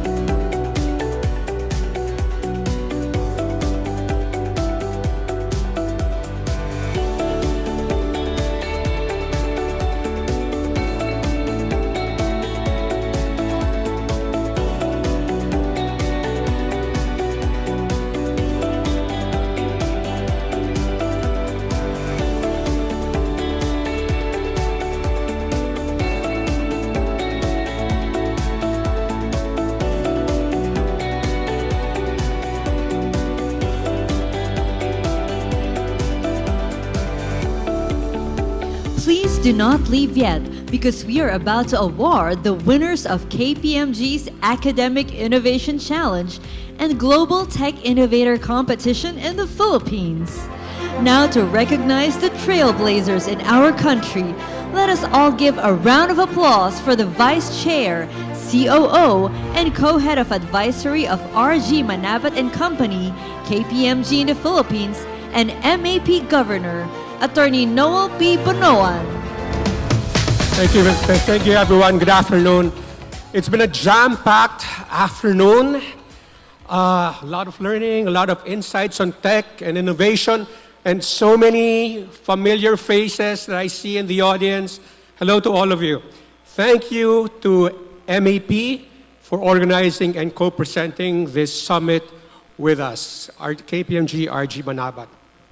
This afternoon is not just about hearing from brilliant tech experts or forward-thinking leaders. It's also about celebrating the next generation of innovators. This year, our firm, KPMG RG Manabat & Company, proudly hosted the Academic Innovation Challenge, which is a platform for students to think critically about the future of business and technology. More than a competition, it was a learning experience that encouraged participants to use digital tools to create practical solutions for real-world problems. The winners we will announce shortly have not only met but exceeded the rigorous criteria of our judges. Their creativity and commitment to innovation truly stood out in a field that keeps evolving. So, to give you a better idea of what the Academic Innovation Challenge is all about, let's turn our attention to the screen and watch this video.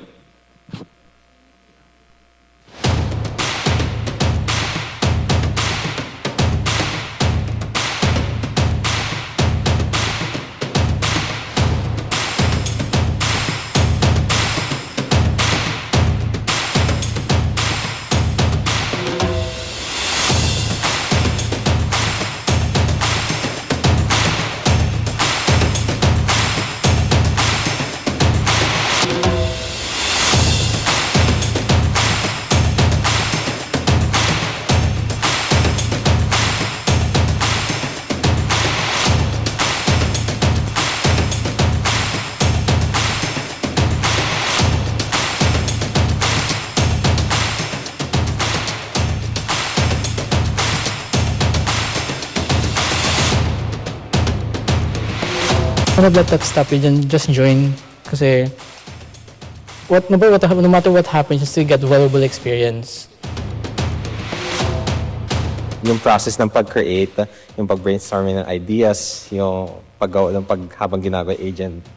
Then, yung part ng presentation na, then nakita namin yung final output, then yung may nagawa kami na maganda.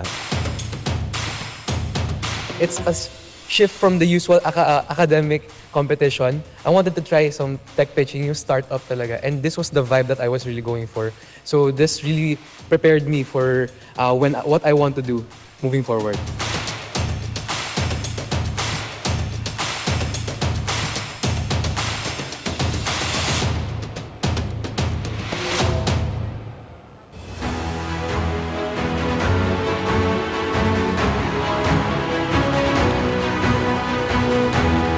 So we concluded this year's Academic Innovation Challenge theme, Build Faster, Transform Smarter with Microsoft Copilot, with over 160 student participants showcasing how digital tools can create real impact across industries. The winners of the Academic Innovation Challenge will receive the following cash prizes: for third place, 20,000 pesos, second place, 30,000 pesos, and first place, 50,000 pesos. So let's now invite our firm's chairman and CEO, Sharon Jayohan. Sharon, please join me on stage, and let's proceed with the awarding.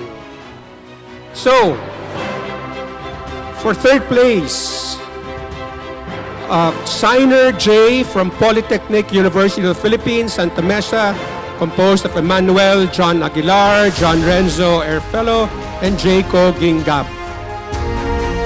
Please come up on stage.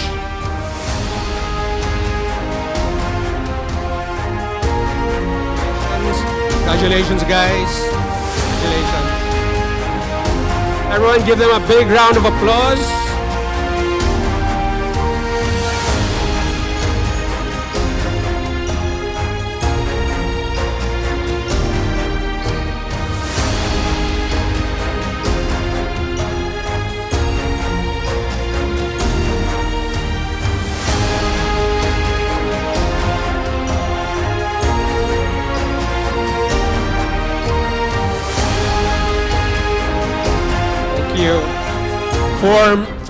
For second place, ECES from De La Salle University, Manila.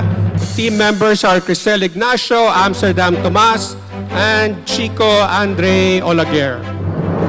ECES from De La Salle University, Manila. Give them a round of applause. Congratulations.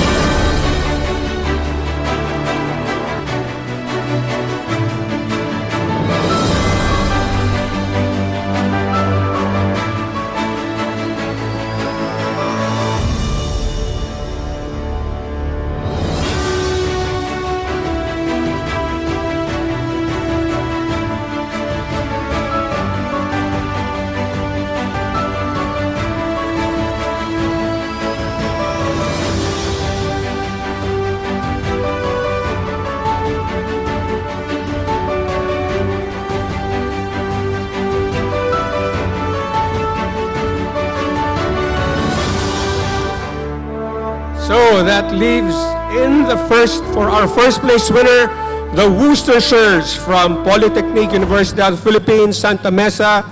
Where are the Worcestershires? It's made up of Joshua Sam Bergola, Kyle Magnaye, and John Kenneth Velano. So let's give a round of applause to our first place winners of the Academic Innovation Challenge.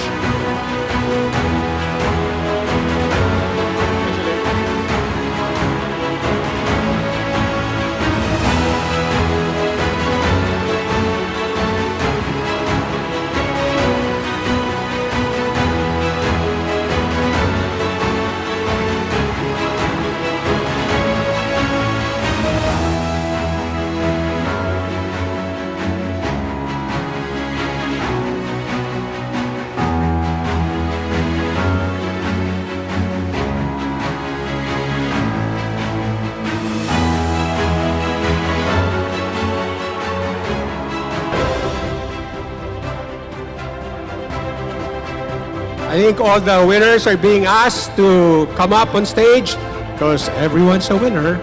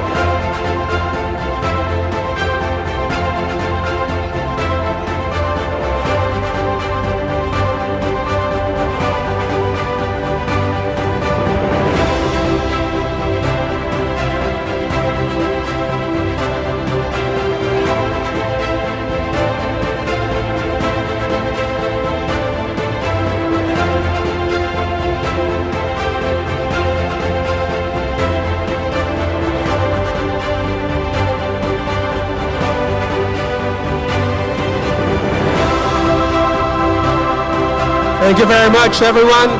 Now, from one exciting challenge to another, up next, we'll announce the winners of the Philippine leg of the KPMG Private Enterprise Global Tech Innovator Competition.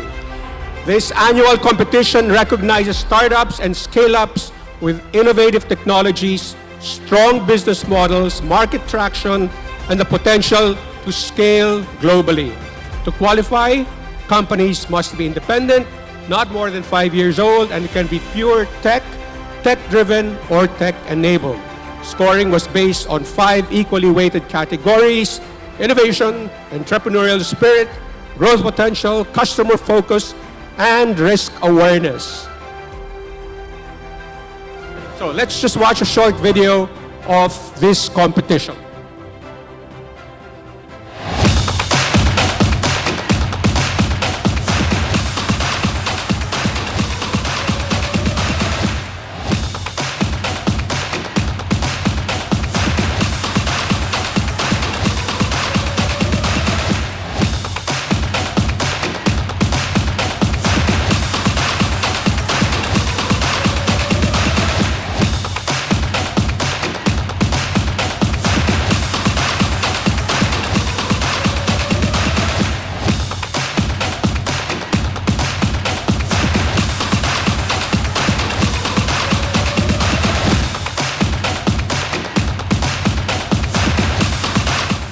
It's also an opportunity to somehow attach our technology to established brands such as KPMG.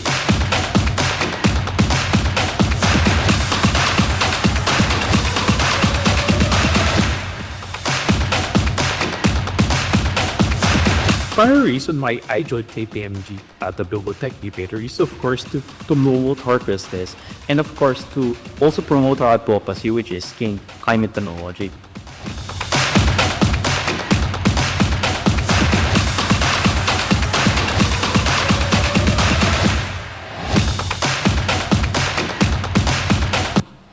Kaya ako sumali because I wanted to showcase what our enterprise have and what are the solutions that we have.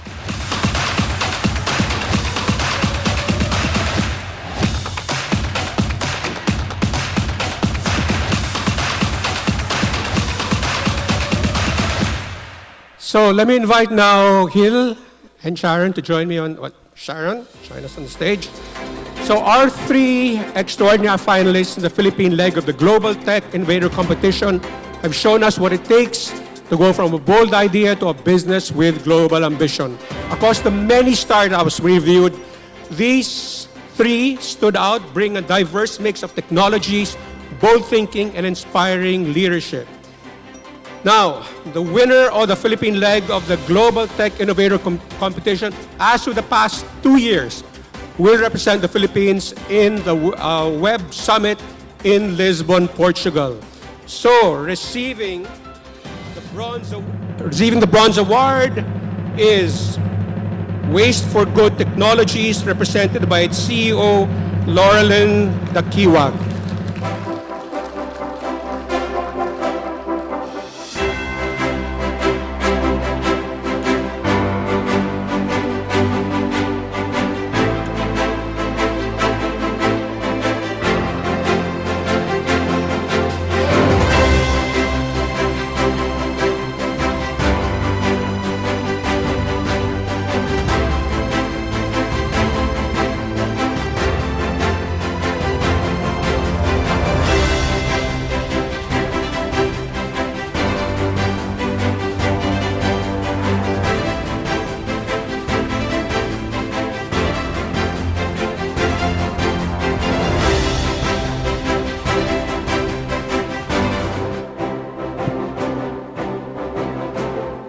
So for the silver award, that means whichever company I don't call next is our gold winner. And the silver is Climatech Innovative Solutions, represented by its COO, Arvin Castardo, and VP for Marketing, Anvi Magbanwa. So that means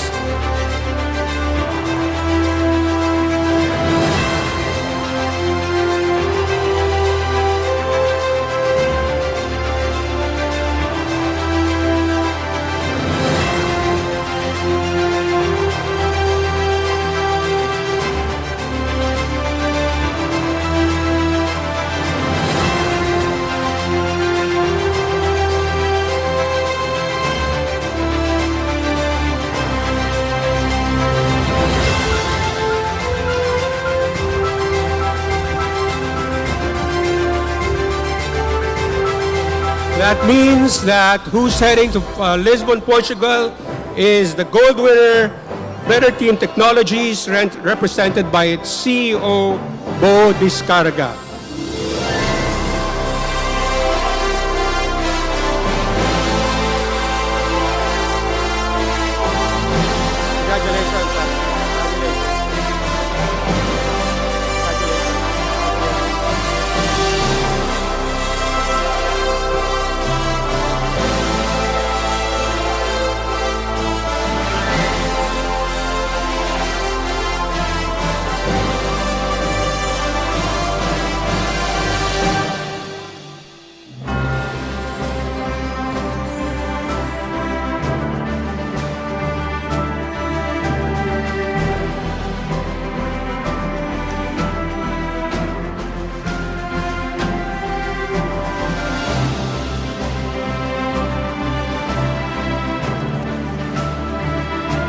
I ask all finalists to come up for last photo op.